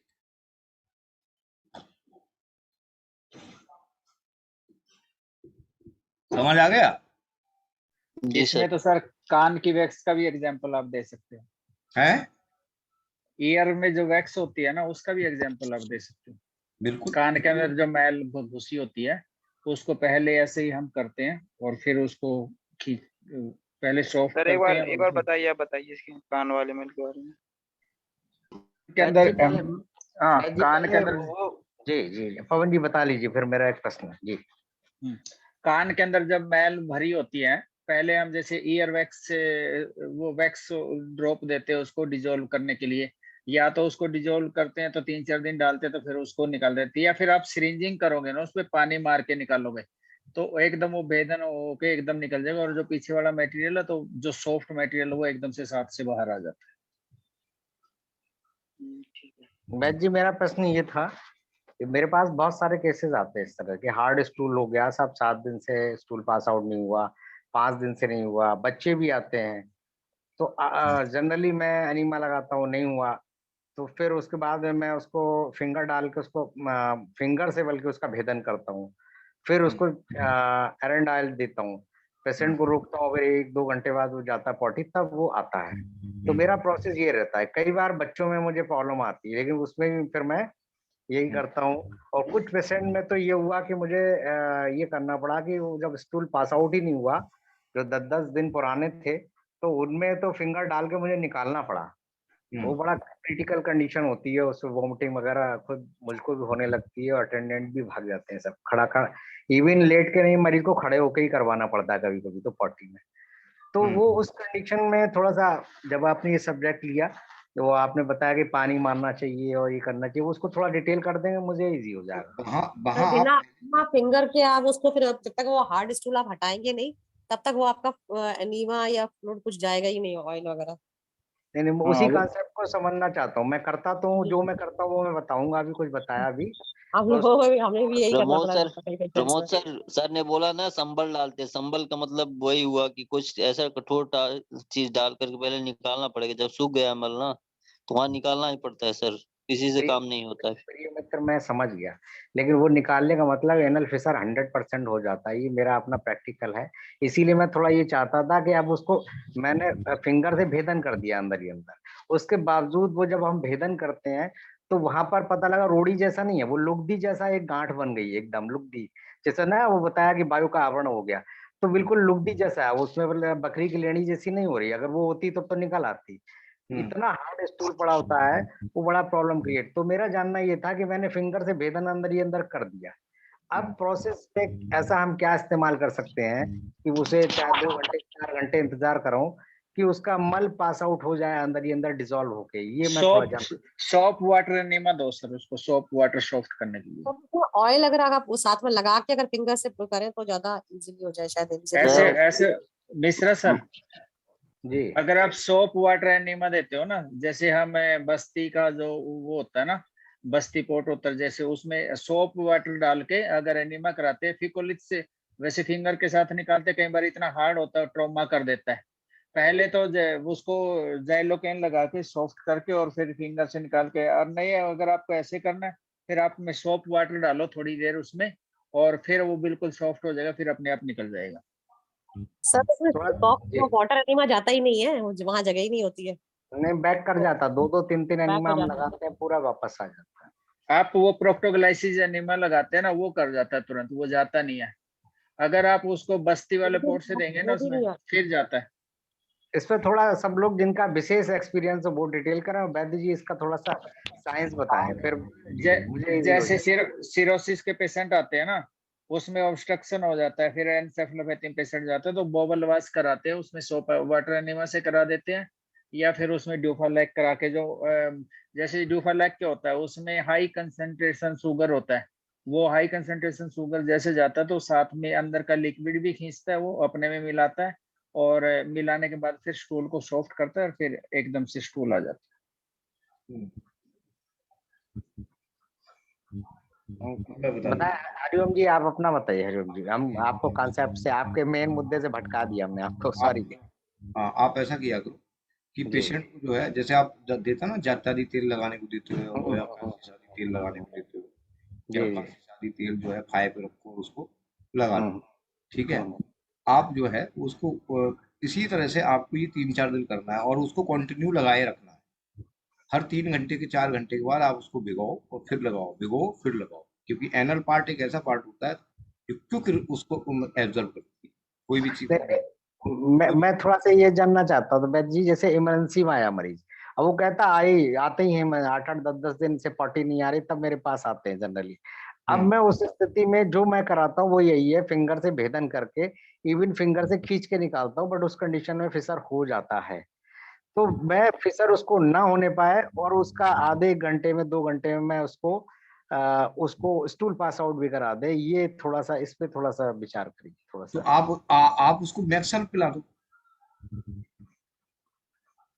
मैक्सल पिला दीजिए, अपना जो सोडा बाई कार्ब होता है वो पिला दीजिए उसको, क्योंकि वहां पर क्षार ही ऐसा है जो वहां पर उसका भेदन करेगा, बाकी और कोई दवाई जल्दी उसका भेदन कर नहीं पाएगी। उसका कारण है कि क्षार जो है वो पानी खींचेगा, फिर उसको जो मल है वो उसको एक प्रकार से उसमें पानी की मात्रा को बढ़ाएगा, तब वो होगा। अगर आपको लगता है कि इसमें फिसर होने की संभावना है, तो फिसर तो उसको आज नहीं तो कल होगा ही होगा, क्योंकि वहां पर वायु जो कस है में जो वायु का काम नहीं था वो उसने करा। वायु का काम नहीं होता है कि वो मल को जो है इस तरह से करे, मल का जो मतलब कहना चाहिए विभाजन करे, वो पूरी अग्नि का काम होता है कि वो उसका विभाजन करे। अगर वो काम वायु ने करना शुरू कर दिया तो वहां पर ये काम होगा ही होगा, उसको फिसर होगा ही। अक्सर होता क्या है कि जो और इसकी संप्राप्ति आपको पता ही है कि जो भी संप्राप्ति है वो यहाँ पर बनती है और लिवर से बनती है। तो आप ये पहले ये मतलब कहना चाहिए दिमाग से बिल्कुल ये इस चीज का वो हटा दें कि फिसर होगा। मेरे हिसाब से तो मैं तो सिर्फ केवल मरीज से ये कहता हूँ कि आपको ये फाया हटाना नहीं है, इसको बार बार भिगो के रखना है, बार बार भिगो के रखना है, ताकि वो जो हमारा इसने है वो अंदर पहुंच जाएगा। ये तो 100% तय है, क्योंकि एनएस से ज्यादा कोई भी एब्जॉर्बिंग जो 100%, बल्कि मैं कहूंगा कि हमारे स्टोमक से या हमारी पूरी बॉडी से एब्जॉर्प्शन पावर ज्यादा अगर किसी की होती है तो वो हमारी एनल एरिया की होती है, हमारे रेक्टम की होती है। तो सबसे बहुत जल्दी जो है कुछ मेडिसिन को बाहर से ही खींच लेता है। तो वैसे अगर आप ये इमरजेंसी में आ रहा है तो आपको वो चीज तो करनी पड़ेगी। चाहे फिर आप उसको वाटर सोप एनीमा की बात है, तो वाटर सोप एनीमा रूक्षता को पैदा करता है, वो आपको उसमें काम कर देगा लेकिन वायु को और ज्यादा बढ़ा देगा, क्योंकि सोप जो है वो वायु के रूक्ष गुण को ही बढ़ाते हैं। और हम अक्सर अपने हाथों पे लगा देखते हैं कि अगर हम बहुत ज्यादा जैसे कपड़े धोने वाले हाथ से अगर साबुन धो लें तो हाथ जो है एकदम रूक्ष हो जाता है। ऐसे ही अगर वो यहाँ पर रूक्षता पैदा करेगा तो अंदर जाके जो वाटर सोप एनीमा होता है वो बहुत ज्यादा रूक्षता पैदा करता है, और वहां पर दोबारा से फिर कॉन्स्टिपेशन होने की बहुत बड़ी संभावना है। इसलिए वहां पर उसको जो है मेरे हिसाब से, क्योंकि मेरे हिसाब से नहीं बल्कि मैं तो संहिताओं में ही उसको सीखा है, तो वो चीज वहां पर नहीं होनी चाहिए। वो लोग जो करते हैं उनको वायु का कंसेप्ट तो पता नहीं है, और धीरे धीरे करके जो है पेशेंट को और ज्यादा दिक्कत होती है। जो लोग वैसे होते हैं कि इनको अक्सर कॉन्स्टिपेशन होता है, उनको 7-8 दिन में सोप एनीमा देते रहते हैं वो, और पेशेंट को रिलीफ होता है, वास्तव में वो पेशेंट के साथ में बहुत बुरा काम करते हैं, क्योंकि वायु को हमारी रूक्षता को और बढ़ाते हैं। और इसका सीधा सा एग्जाम्पल है, आप रिन साबुन से हाथ धो लो, आपका अलग ही 20 मिनट में हाथ बताएगा कि यहाँ पर खिंचाव हो रहा है, एकदम रूखा रूखा होगा। उसके लिए करने के लिए हमको क्रीम लगानी पड़ती है। उसमें सर ना सॉफ्ट सोप यूज करते हैं, जैसे ये जॉनसन बेबी सोप वगैरह रह गया ना, कास्टिक सोप नहीं, कपड़े धोने वाला नहीं यूज करते। सोप कितना भी उसमें सोप कितना भी हो, वाटर सोप एनीमा का कितना भी सोप हो, लेकिन उसके अंदर इतने गुण होते हैं कि उसके अंदर जो क्षार गुण होता है वो क्षार गुण होगा ही होगा। अगर क्षार गुण नहीं होगा तो उसके एनीमा का कोई मतलब ही नहीं। और मिश्रा जी अभी मिश्रा जी सर इसमें एंड वो जो आती है ग्लिसरीन सपोजिटरी पहले लगा के और फिर उसको फिंगर। मैडम कुछ होता ही नहीं, मैं मेरे पास बहुत ग्लिसरीन से कुछ नहीं होता मैम, डस्ट डल कोलेस्ट्रॉल सर और तो कुछ नहीं कर सकते बाकी तो मेरा एक जो अभी 1 साल का एक्सपीरियंस रहा वो थोड़ा सा गाइड करिएगा। मैं अब अक्सर ये करता हूँ, प्रयास नहीं करता हूँ, पहले तो मैं निकाल देता था, अब मैं अक्सर 20 से 30 ml एरंड ऑयल दे के मरीज को बैठा देता हूँ और उसका जो है वो स्नेहन स्वेदन करा देता हूँ जो नाभि से नीचे पार्ट का। तो या एक बार मरीज आया, उसको एनीमा दिया, मैंने नहीं आराम मिला तो मैंने 20-30 ml एरंड ऑयल डाल दिया। फिर मैंने पूछा दूसरे दिन तो बोले हाँ पॉटी हो गई थी। तो ये कितना हद तक सही है? 2-1 में ये कैसे कॉम्प्लिकेशन आए कि उनको पॉटी भी कई बार हुई और वॉमिटिंग पहले हुई बहुत ज्यादा। इस पे थोड़ा सा बता दिए, बाकी तो मैं यही कर रहा हूँ आजकल, गाइड करें थोड़ा। वो ठीक है, वॉमिटिंग आ गई कोई दिक्कत नहीं है, दोष ऊपर से निकल गया और जितना निकल, लेकिन इस क्रियाक्रम को जो है जो कर रहे हैं आप, इसको पेशेंट से कहिएगा कि भैया इसको कम से कम 10-12 दिन आपको लगातार करना पड़ेगा। आपका एक बार काम हो गया, मैंने कर दिया, आप ऐसा करें, आप सोचें कि ये ना हो गया चल दिया, आप सुबह फिर आए, ताकि वहां पर जो वायु और रूक्षता को प्राप्त हो गई है, अर्थात वायु अपना काम कर रही है बढ़ के, मल का जो है वो डिवीजन वही कर रही है, उसको मुझे शांत करना है। ठीक है, तो उसको आप इतना जरूर कहिए, ऐसे मरीजों में कह दिया करिएगा कि आपको कम से कम 15 दिन लगातार जो है वो इस तरह से ये जो मैं क्रिया करूंगा वो मुझे करनी पड़ेगी, और फिर धीरे धीरे करके उसको मात्रा बस्ती पे ले आओ और मरीज जो है फिर वो ठीक हो जाएगा। लिवर की जितनी भी दवाइयां हैं, अग्नि को ठीक करने की दवाइयां हैं और जठराग्नि की, वो आप उसको देते रहें। और आप खुद ही जानते हैं ऐसे पेशेंट में बहुत जल्दी अर्श की, फिसर की या वगंदर की, इनकी संप्राप्ति बहुत जल्दी बनती है। उसका कारण ये है कि वहां पर वो क्षेत्र ही उसका होता है और वो कुछ ना कुछ तोड़ेगी फोड़ेगी जरूर वहां पर। आपको अच्छा एक सर, कई बार दोस्त पेशेंट को जो एरंड देते हैं तो वॉमिटिंग कर देता है वो। देखिए हाँ ऐसा देखो जी मैं बताऊं एक चीज बताऊं, पेशेंट को एरेंटेल अगर वो कर देता है तो पेमेंट, ये सब जितनी भी चीजें होती हैं ये डिपेंड करती हैं कि पेशेंट की अपनी साइकोलॉजिकल क्या है। साइकोलॉजी में अगर आप जाएंगे तो उसको आप बढ़िया करके दे दो ना, उसको बोल दो थोड़ा सा इसमें आप मीठा डाल सकते हो, थोड़ा सा इसमें दूध डाल सकते हो, आप अच्छी तरह से इसको मथ के फिर आप शाम को पीजिएगा। और इस उसका पीने का तात्पर्य ये आप इस दवाई पीने का तरीका ही बताइएगा कि जब तक पूरी दवाई अंदर ना जाए सांस ना ले। नहीं, मैं मात्रावस्थी की बात कर रहा हूँ सर। यहाँ पर मैंने अपने मरीजों को उनको एरेंडेल पिलाने के बजाय मैंने मात्रावस्थी दी 30 ml तो और एरेंटेल की मात्रावस्थी क्यों नहीं दे सकते? एरेंटेल की मात्रावस्थी तो सर्वश्रेष्ठ है। जी सर क्या इसमें भेदन मिश्रा द्रव्यों जी का लेप भी लगा सकते हैं सर एनएस के ऊपर बिल्कुल लगा मिश्रा सकते जी, आप एक काम करना अब की बार, आप इमरजेंसी ना में?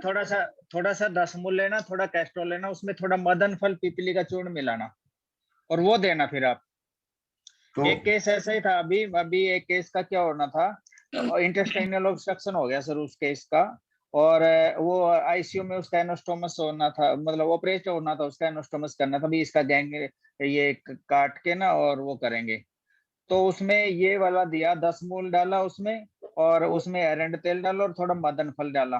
तो वो पेशेंट को वो ऑब्स्ट्रक्शन बिल्कुल 100% हट गया था 2 बार देने से ही, और वो ऑपरेशन से बच गया। अभी थोड़े दिन पहले की बात है। ओरली दिया था, ओरली दिया था बस्ती। नहीं सर, मात्रा बस्ती नीचे से दिया था, बस्ती दिया था। हाँ तो इसको एक बार 10 मूल क्वाथ है, 10 मूल क्वाथ था, उसमें एरंड तेल था और मदन फल था। कितने एमएल थी सर? उसमें मेरे ख्याल में 100-150 वो केस डिस्कस हुआ था कहीं पे। डिस्कस हो रहा था। हाँ, वो उसमें मेरे ख्याल में 101 ml, वैसे एग्जैक्टली मैं पूछ के बता दूंगा, 100 ml उसमें ये था, 10 मूल क्वाथ था, 50 ml उसमें कैस्ट्रोल था और 5 ग्राम उसमें वो था मदन फल।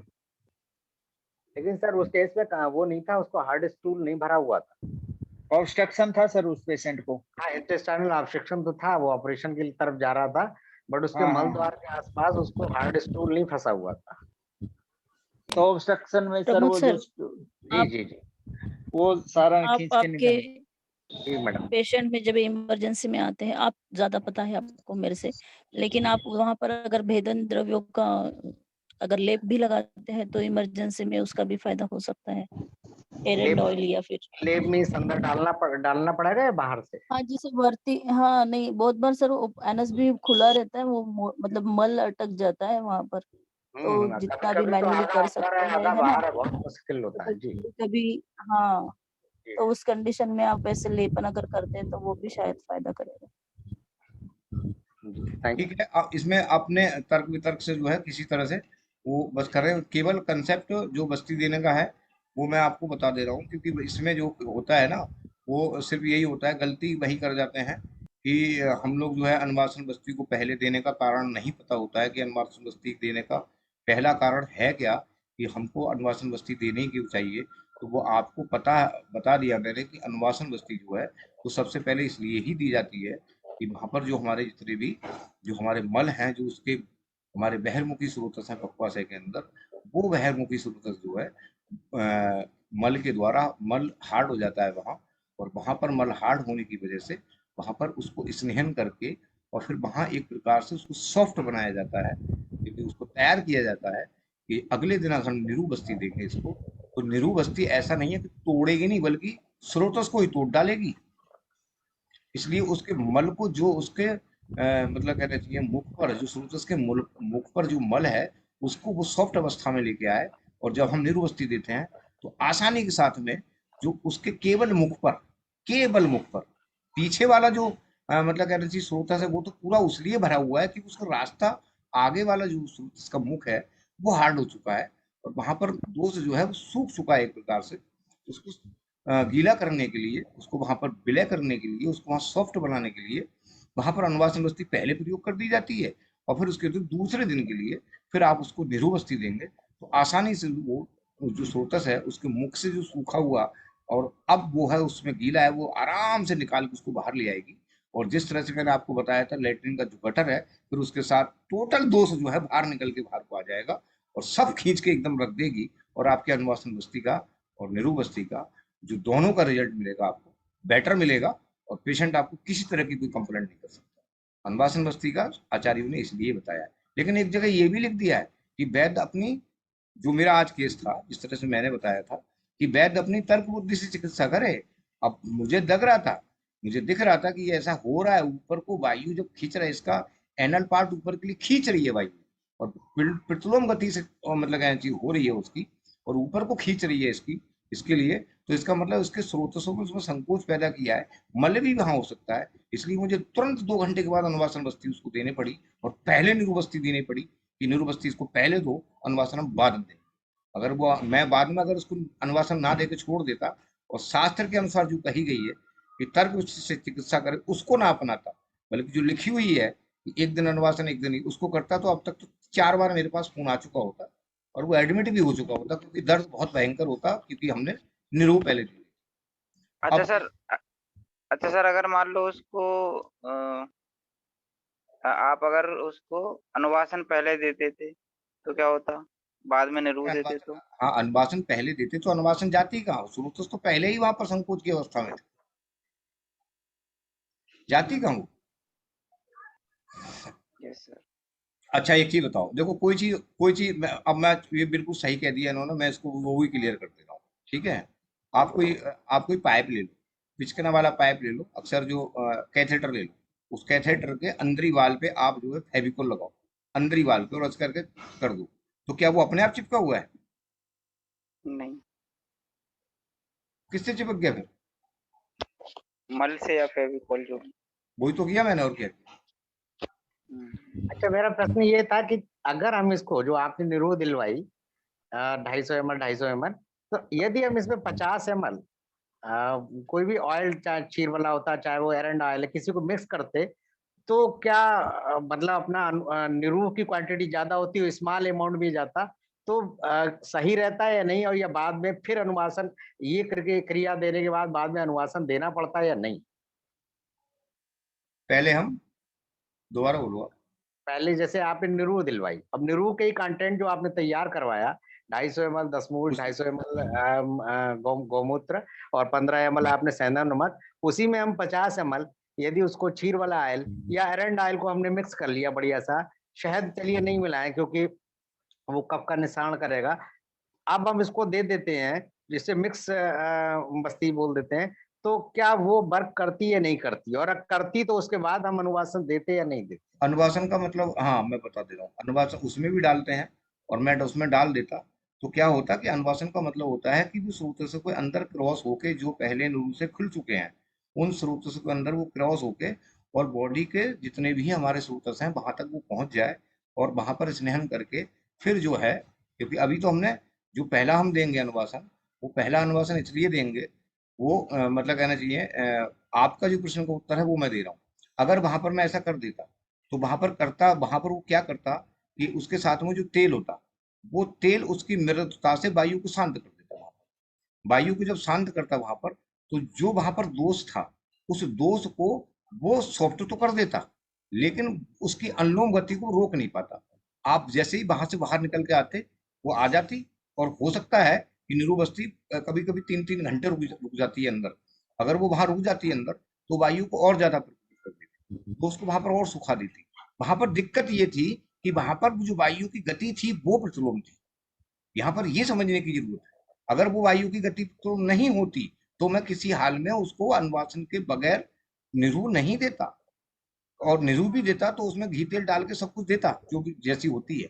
लेकिन वहां दिक्कत ये थी कि मेरे को किसी भी हाल में वहां पर वायु को बढ़ाना भी था, और वायु को बढ़ा के जो मल चिपका हुआ था वो अपने प्रेशर से उसने मुख से जो चिपका हुआ ऐसे करके था, पूरा अंदर स्रोत खुला हुआ है, यहाँ पर कैसे ऐसे, यहाँ पर भी ये इस तरह से खुला हुआ है, इस तरह से खुला भी है, लेकिन ये अंदर से थोड़ा सा यहाँ पर चिपका हुआ है और वो मल के द्वारा चिपका हुआ है।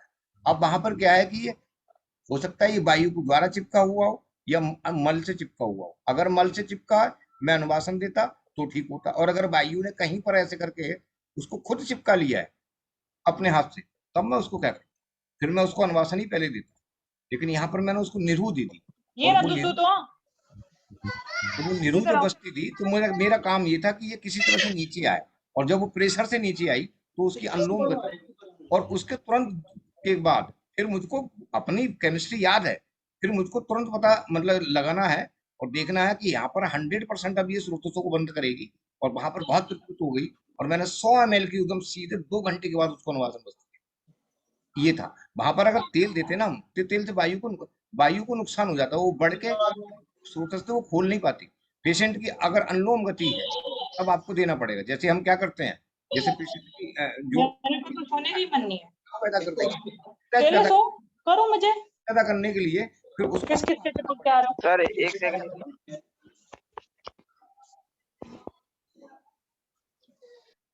शिकेश हाँ सर बोलिए। जी काटे। तो उसमें क्या है कि जब आप किसी भी इसको तर्क बुद्धि से करें, क्योंकि अनुवासन बस्ती का ही वही काम है जो हम बाहर से स्नेहन करते हैं। अनुवासन बस्ती का वही काम है जो हम अंदर से स्नेहन करते हैं। हमको एकांक पे करना है, और वहां पर जो जिस तरह से वो मैंने अभी पूरा बताया था उस तरह से वो वहां पर विरुद्ध कर देती है, और दूसरे दिन के लिए फिर आप उसको निरूबस्ती दे दें, और निरूबस्ती देने के बाद फिर जो है आपका काम हो जाएगा धीरे धीरे करके। अब अनुवासन क्यों देते हैं वो, और क्योंकि अनुवासन पहली बार में जब दिया तो स्रोतस को हमने ऐसा कर दिया, विरोध कर दिया और स्नेहन दे के और उसको निरूबस्ती दे के बाहर खींच लिया। दूसरे दिन को फिर हमने क्या काम किया, मतलब कहना चाहिए पहले उसको अनुवासन दे दी, फिर निरू दे दी, निरू ने बाहर खींच लिया, तीसरे दिन हमने फिर उसको अनुवासन दी। अब वो स्रोतस खुले हैं, जब वो स्रोतस खुले हैं तो अब अनुवासन बस्ती का काम है कि अब वो स्रोतस में अंदर गमन करे, और गमन करने के बाद शरीर में उपस्थित जो भी दोष है उसको मतलब कहना चाहिए वो निकाल के बाहर को लेके आए। इसलिए अनुवासन बस्ती जितनी देर तक शरीर में रुकती है, अगर एब्जॉर्ब भी हो जाए, आचार्यों ने कह दिया है, तो घबराने की जरूरत नहीं है, लेकिन उसको ध्यान रखने की जरूरत है कि वो 120 ml से ज्यादा नहीं होना चाहिए। क्यों 120 ही क्यों? क्योंकि सर 120 देते हैं तो हम इतने मात्रा होती है तो वो ऊपर तक नहीं जा सकता। अगर इससे ज्यादा अमाउंट होगी तो सीधा ऊपर की तरफ जाएगा। नहीं, ऊपर तो 120 भी चली जाएगी। ऊपर तो 120 भी जाएगी ऊपर तक तो। क्योंकि हमारा एक फैटी लिवर का केस मतलब एक केस जनरल था, हम बस्ती दे रहे थे तो अनुवासन देने की वजह से वो फैटी लिवर में कन्वर्ट हो गया। हाँ। ये हमारा अपना अनुभव था एक केस में, आपसे डिस्कस किया था 1 साल पहले मैंने। आपको सर याद हो गया होगा पूरा है, आपके दिमाग में अब तो एंटर कर गया होगा पूरी तरह से वो। ये कॉम्प्लिकेशन ही तो एंट्री करते हैं। वो ये नहीं देते, आप लिख लो, मैंने कई बार बता चुका हूँ, मैं इन सब चीजों को कई बार बता देता हूँ। वो इसलिए नहीं देते हैं क्योंकि जो हमारा जो रेक्टम होता है ना, जो हमारा पक्वाशय होता है, उस पक्वाशय में वही अब आपको याद आ गया होगा, एक सुपीरियर, एक मिडिल और एक इंफीरियर। ठीक है ना प्रमोद जी, मैं सही बोल रहा हूँ? सही कंटिन्यू करें सर, बहुत बढ़िया।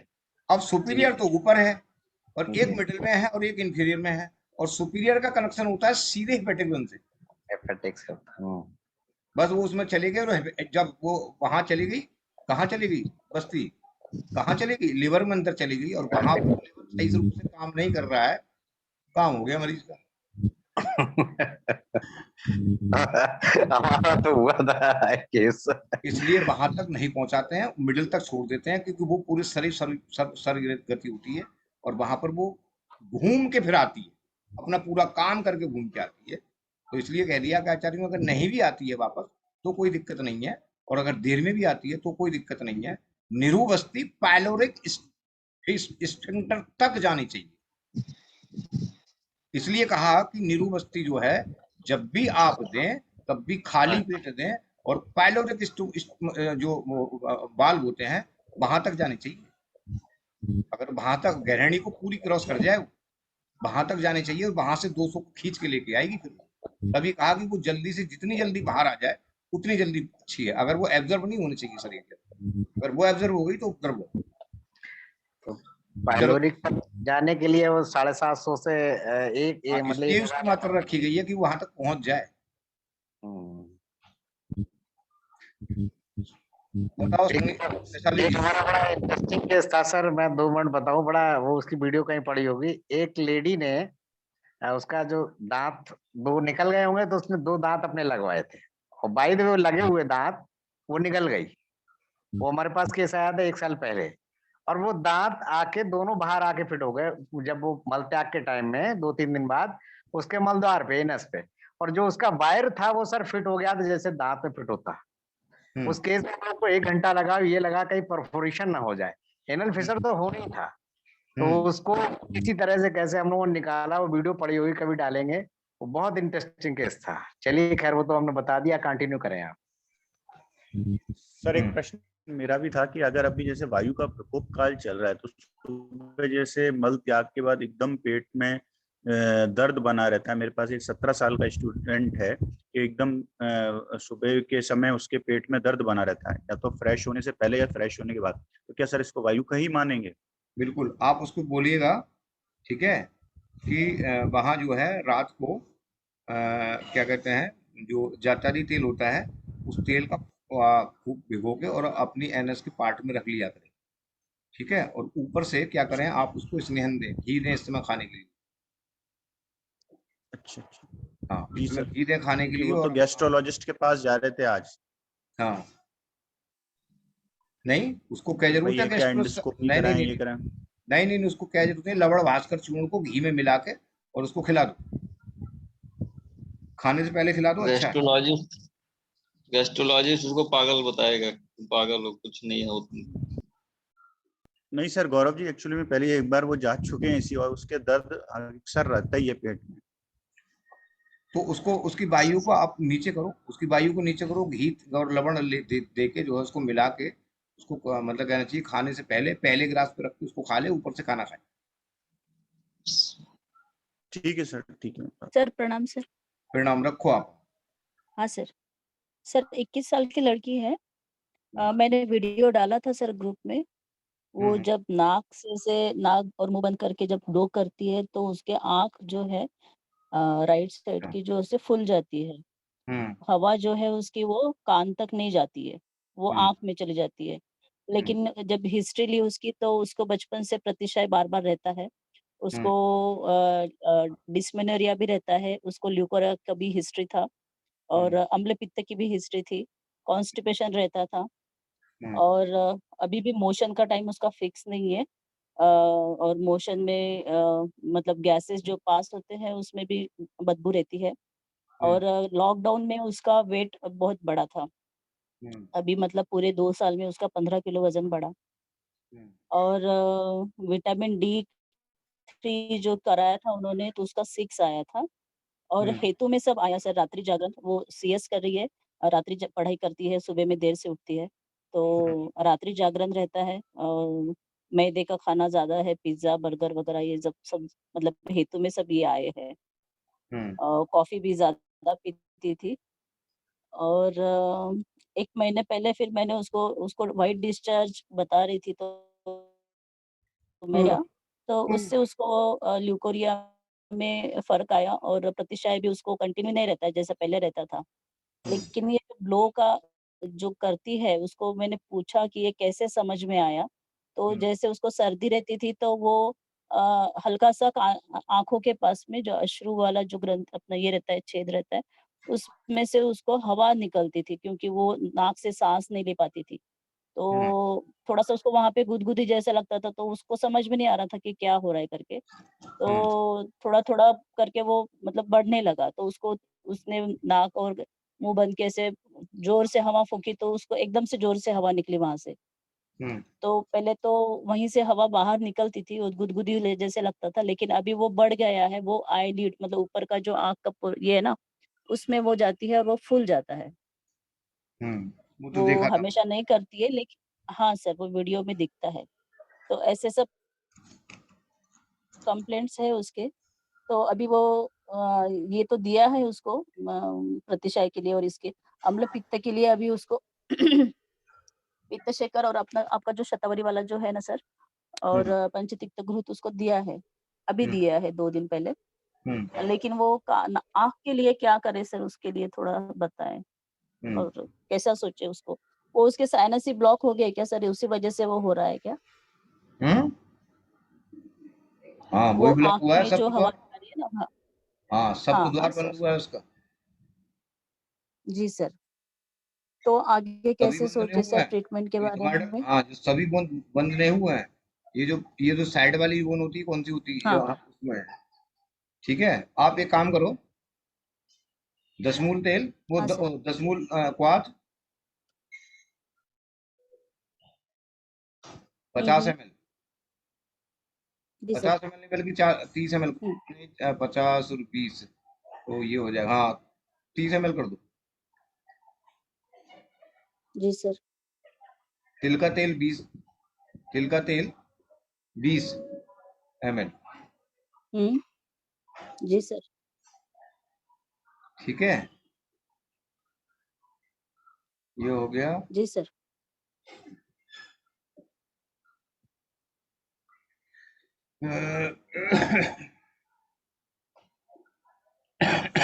हाँ, सेंधव नमक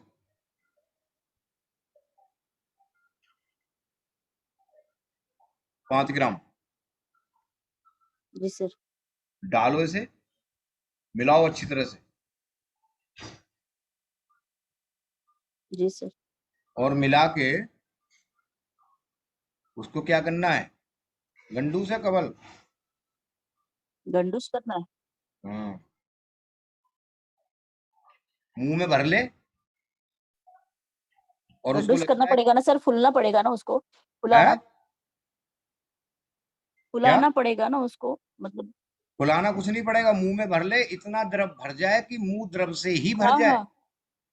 जी जी, वही वही। हाँ, और उसमें अगर द्रव कम पड़ता है तो दशमूल का काढ़ा मिला दें। किसी के मुंह में कम आता है, किसी के मुंह में ज्यादा आता है, उसके हिसाब से सेट करें।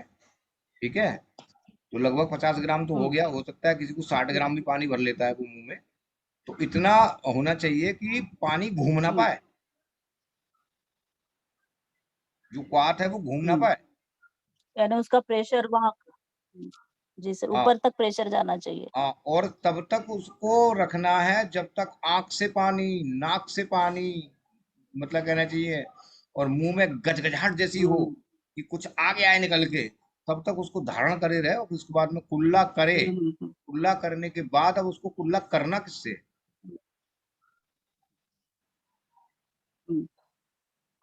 गर्म रोशनी पानी जल को, से। गर्म पानी को लें और उसके अंदर खदरा रिस्ट 10 ml मिलाएं, और 10 ml मिलाने के बाद फिर उससे वो 3-4 बार कुल्ला करके मुख का शोधन करें।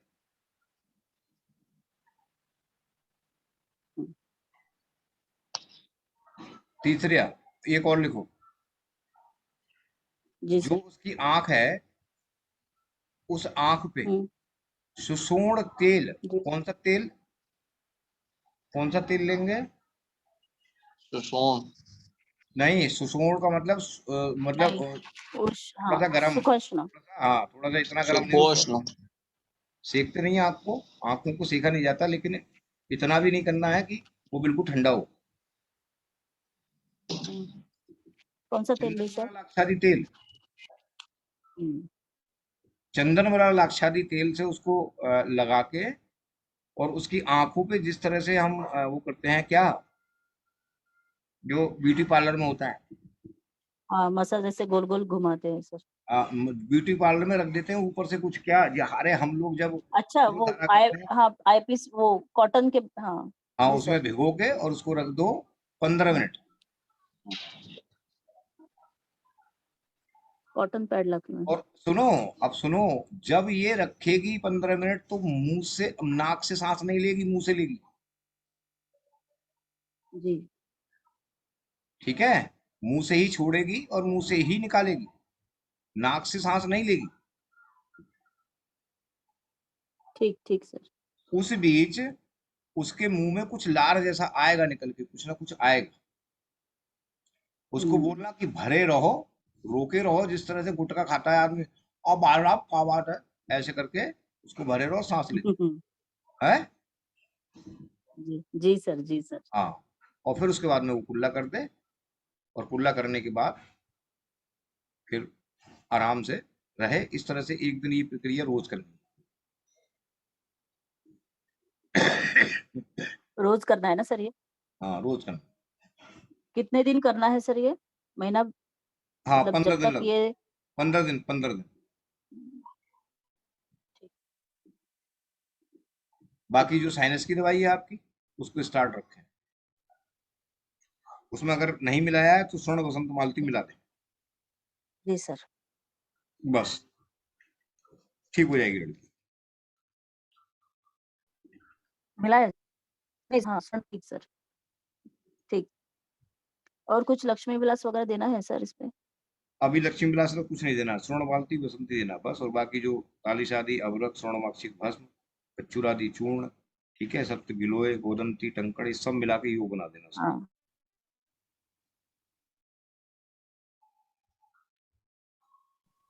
संगीता जी, आपने हैंड रेज किया है, कुछ आपका है?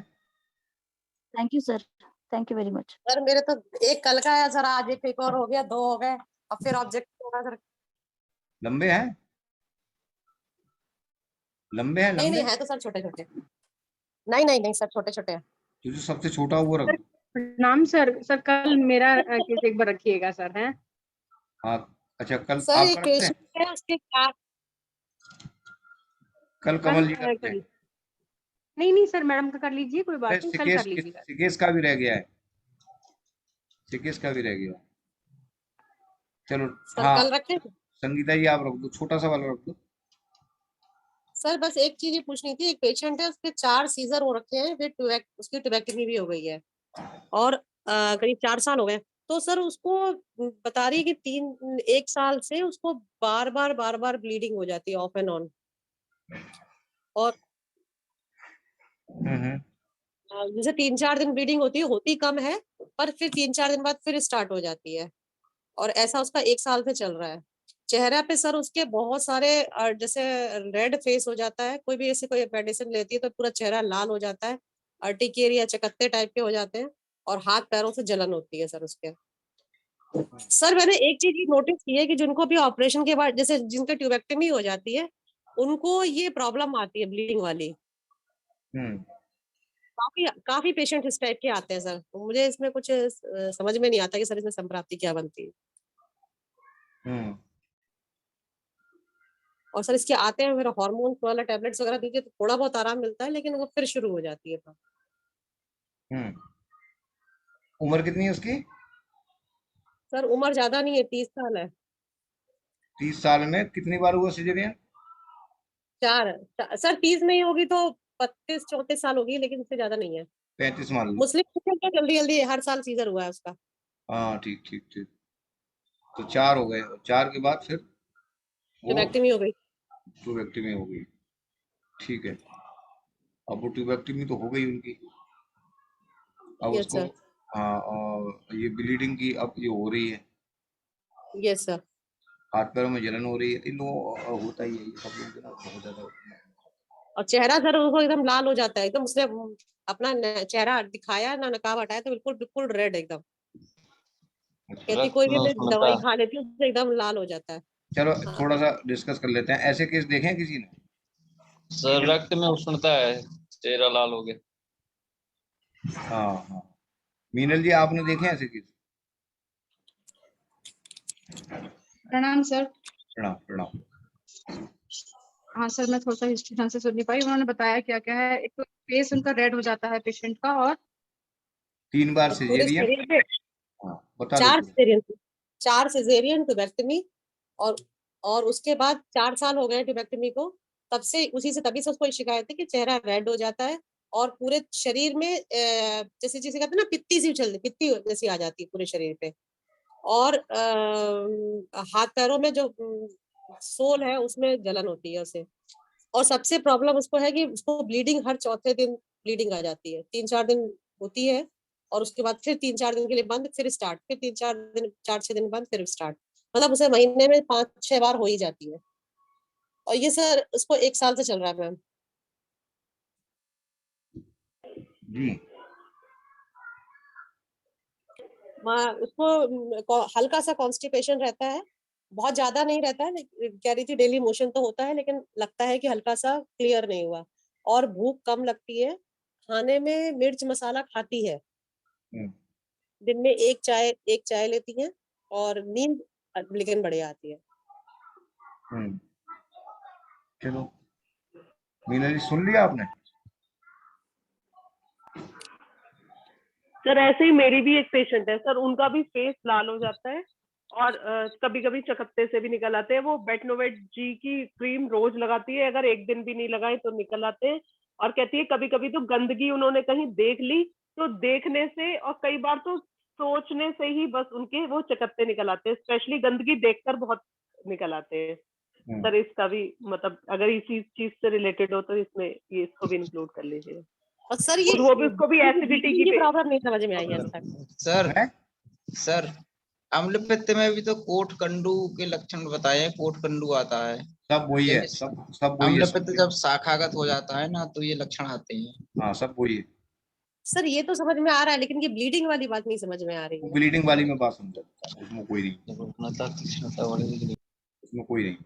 ये जो ट्यूब है ना, ट्यूब, ठीक है, हाँ, यस सर। ये ट्यूब में वैसे तो हमारा पूरा जो जितना भी हमारा जो अधोगति भाग होता है, पक्वास है और गर्भाश है, संबंधित जो ऑर्गन जितने भी होते हैं, ये वायु के एक अपने मतलब कहना चाहिए एक घर होते हैं जो हमेशा उनमें वो विचरण करती रहती है और उनको साम्यावस्था में बना के रखती है। जी ठीक है। अब अपघात हुआ तो वहां पर एक तो अपघात ऊपर जहां उसका छत थी वहां अपघात हुआ, अपघात होने से वहां पर अपघात वायु बड़ी दुखदायी होती है, वो अपनी संप्राप्ति को बना के रखती है बिल्कुल, और अपने काल पर ही उसको जन्म देके और फिर अपने लक्षणों को प्रकट करती है।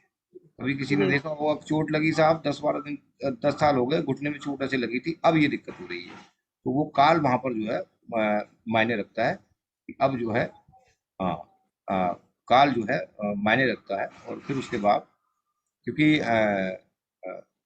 मतलब कहना चाहिए जो उसको इतने साल के बाद ये संप्राप्ति हुई है, बनी है, वहां पर जो है वो क्योंकि जो इतना जो हमारा खाली स्थान होता है अप्रतिघात, ठीक है, एक महाभूत और भी होता है जिसका अपना कोई मतलब कहना चाहिए जो काम होता है वो कुछ होता नहीं है, उसका तो सिर्फ इतना होता है कि आप मेरे को रास्ता दो, मेरे को ठीक करो तब मैं आपको रास्ता दूँ। वहाँ वो हुआ, अब वायु ने उसको जो है एक तो उन्होंने विभक्ति में करके उसके जो अपने घर थे वो उनको जो है ब्लॉक कर दिया। अब संप्राप्ति वहां से बनती है कि वो तो ब्लॉक हो गया, वहां पर 2 प्रोसेस लगातार चलती है, मैंने कल भी बताया था। महीने में जब होता है तो 2 प्रोसेस लगातार चलती है, और 2 प्रोसेस है वो लगातार, एक तो चलती है हमारी ट्यूब और प्लस हमारी जो ओवरी होती है उसके बीच में, और एक संप्राप्ति हमारी जो चलती है पूरी तरह से, जो घर का शोधन होता है, फिर उसको मतलब कहना चाहिए पहले वहाँ पर जो है वो कफ आता है, रस के रूप में, रक्त के रूप में कफ मिश्रित वहाँ वो होता है, और मतलब वैसे तो जो मेनिस्ट्रोसाइकिल का जो रक्त होता है वो शुद्ध रक्त होता है, तो वो पहले रक्त आता है वहाँ पर, फिर वो कफ लेयर बनाता है, वो उसको बल प्रदान करता है, और फिर उसके बाद में पित्त आता है, वो उसका छेदन कर देता है। एक संप्राप्ति ये कहाँ बनती है हमारी यूट्रस के अंदर, उसी से बिल्कुल एकदम उसी के साथ संप्राप्ति मतलब जो चलती है हमारी संप्राप्ति का मतलब वहाँ पैथोजेनेसिस जो चलती है जो कि स्वस्थ रूप में होती है, वो चलती है ट्यूब से लेकर वहां तक, क्योंकि ट्यूब का और उन दोनों का जो एक कॉम्बिनेशन होता है, क्योंकि वहां पर आकाश महाभूत जब तक नहीं रहेगा तब तक उसको रास्ता, किसी भी दोस्त को रास्ता नहीं मिलेगा, किसी को दोस्त को क्या, चाहे वो धातु हो चाहे मल हो, कोई रास्ता वास्ता मिलने की मतलब वो है ही नहीं। ओवरी के अंदर चलती है तो पहले वहां पर मेद यानी कि वहां पर कफ आया, और कफ ने आके फिर वहां पर अपना काम किया, वो मैंने कल बताया था। फिर पित्त आया, पित्त ने उसको मतलब कहना चाहिए डिवीजन किया, और उसको परिपक्व किया, और वायु ने फिर उसको नीचे ले आई। वायु क्या कर रही है, उसको नीचे ला रही है। कब? 5 दिन के बाद। वो कब लाएगी? जब वहां पर उसको दिखेगा कि ये 5 दिन पूरे हो गए, मेरा पूरा घर साफ है, अब मैं इसको कहाँ ले जाऊं, तब वो लेके जाती है सीधे फैलोपियन ट्यूब में और वहां रोकती है बीच में। वो क्यों रुकता है, उसका एक कारण होता है। अगर कोई चीज ऊपर से आ रही तो जल्दी रुकेगी नहीं, लेकिन वहां वो रुकती है। उसका एक कारण होता है कि जब वायु समझने की जरूरत है, जब वायु फैलोपियन ट्यूब अर्थात अंडाशय से पक्वाशय की तरफ जब गमन करती है तो दोनों वायु जो गर्भाशय से वायु है वो, और जो ओवरी से वायु किसके आ रही है, वायु फैलोपियन ट्यूब के आ रही है, वो दोनों वायु बैलेंस होना चाहिए, तब यहाँ के अंडा रुकेगा। और जब अंडा यहाँ पर रुकेगा तो ऊपर की वायु वहां पर रुक जाती है, और रुकने के बाद जो स्पर्म की गति होती है वो डिपेंड ये करती है कि इधर की वायु का प्रेशर अगर अधिक ना, मतलब कहना चाहिए अगर कम है इधर की वायु का प्रेशर, अगर इधर की वायु का प्रेशर अधिक है तो स्पर्म गति नहीं कर पाएंगे ऊपर के लिए, तो वो थोड़ी सी गति उसकी कम रहती है, लेकिन वो उसको रोक देती है ताकि स्पर्म यहाँ से क्रॉस कर जाए। क्योंकि किसी भी चीज को अगर हम कहीं पर बहाएंगे तो वहां पर वायु के द्वारा ही उसको वहां तक ले जाया जा रहा है, इसलिए वहां की जो अपना प्रेशर जो होता है उसका नीचे वाला वो तेज करके होता है, स्पर्म को बहुत जल्दी वहां तक पहुंचाता है और उससे वो अटैच होता है और वहां पर फिर फर्टिलाइजेशन उसकी वहां पर उन्होंने क्या कर दिया, वो काट पीट के बराबर कर दिया। अब वहां की जो वायु है वो कहाँ जाए, क्योंकि वायु तो ऐसा तो है नहीं कि तुमने वो काट दिया तो वो कम हो जाएगी अपने आप, तब वो अपने स्थान में गर्भाशय में ही वो गमन कर रही है और वहां पर आपको अनुलोम करना है, और उधर उसको अम्ल पित्त की संप्राप्ति बनी हुई है, वहां पर दूषित पित्त आ रहा है और वायु उसको लेके आ रही है, और वो तो पैथोनो जो जेनेसिस थी जो ओवरी के अंदर हो रही थी वो तो खत्म ही हो चुकी है, ठीक है, वहां पर हो तो रही है वो, लेकिन वहां पर वायु का रास्ता जो है बिल्कुल एकदम ब्लॉक कर दिया, खत्म हो गई उसकी बात। लेकिन अब वो वायु कहाँ जाए, तब वो वायु जो है अपने ही घर में, अपने घर में का मतलब अपने ही गर्भाशय में आ रही है, दूसरी तरफ को लेके आ रही है, दूसरी तरफ उसमें पित्त भी है, वो संप्राप्ति पहले आप भंग करो, पित्त और वायु इन दोनों की चिकित्सा करो, पेशेंट आपका ठीक हो जाएगा। किसको समझ में आया या किसको यहाँ पर कुछ संशोधन किया जा सकता है?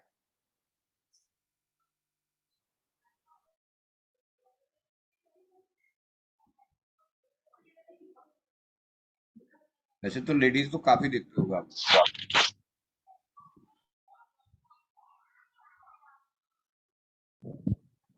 ठीक, लेडी डॉक्टर है वो जी,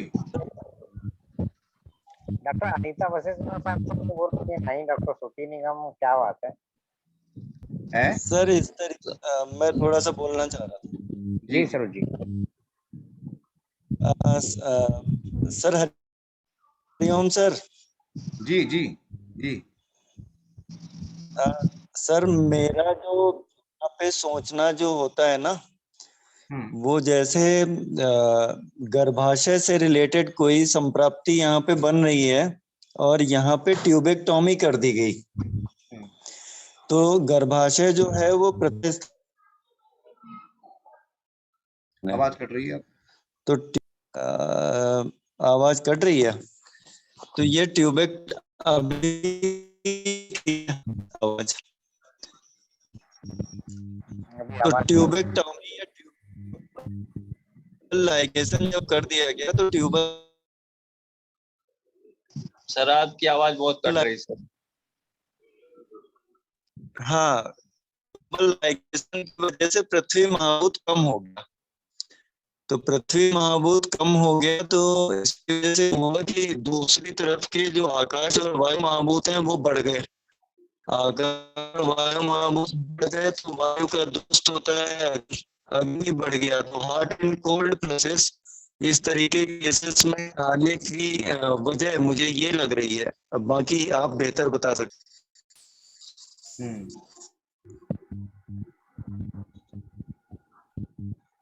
और जो आप संप्राप्ति बताई थोड़ा सा एक बार सर और समझाइएगा प्लीज। चलो इसको मैं कल समझा दूंगा, अब थोड़ा टाइम हो रहा है, मैंने ट्रीटमेंट बता दूं? हाँ सर बता दें। यस समझा दूंगा, लेकिन अब ये क्योंकि मैंने ले लिया तो मुझे नहीं पता इतना बड़ा है तो इसको कल ले लेता। या फिर जी सर ट्रीटमेंट भी बता दूंगा, ठीक है? ठीक क्योंकि दोबारा से ले लेंगे इसको। कर लीजिए, कल हमारा भी केस है कई दिनों से बड़ा। ठीक है, ठीक है, ठीक है, ओके, ठीक। अच्छा प्रणाम लगा, सर। प्रणाम सभी। Good night sir. Good night, good night, प्रणाम सर। प्रणाम।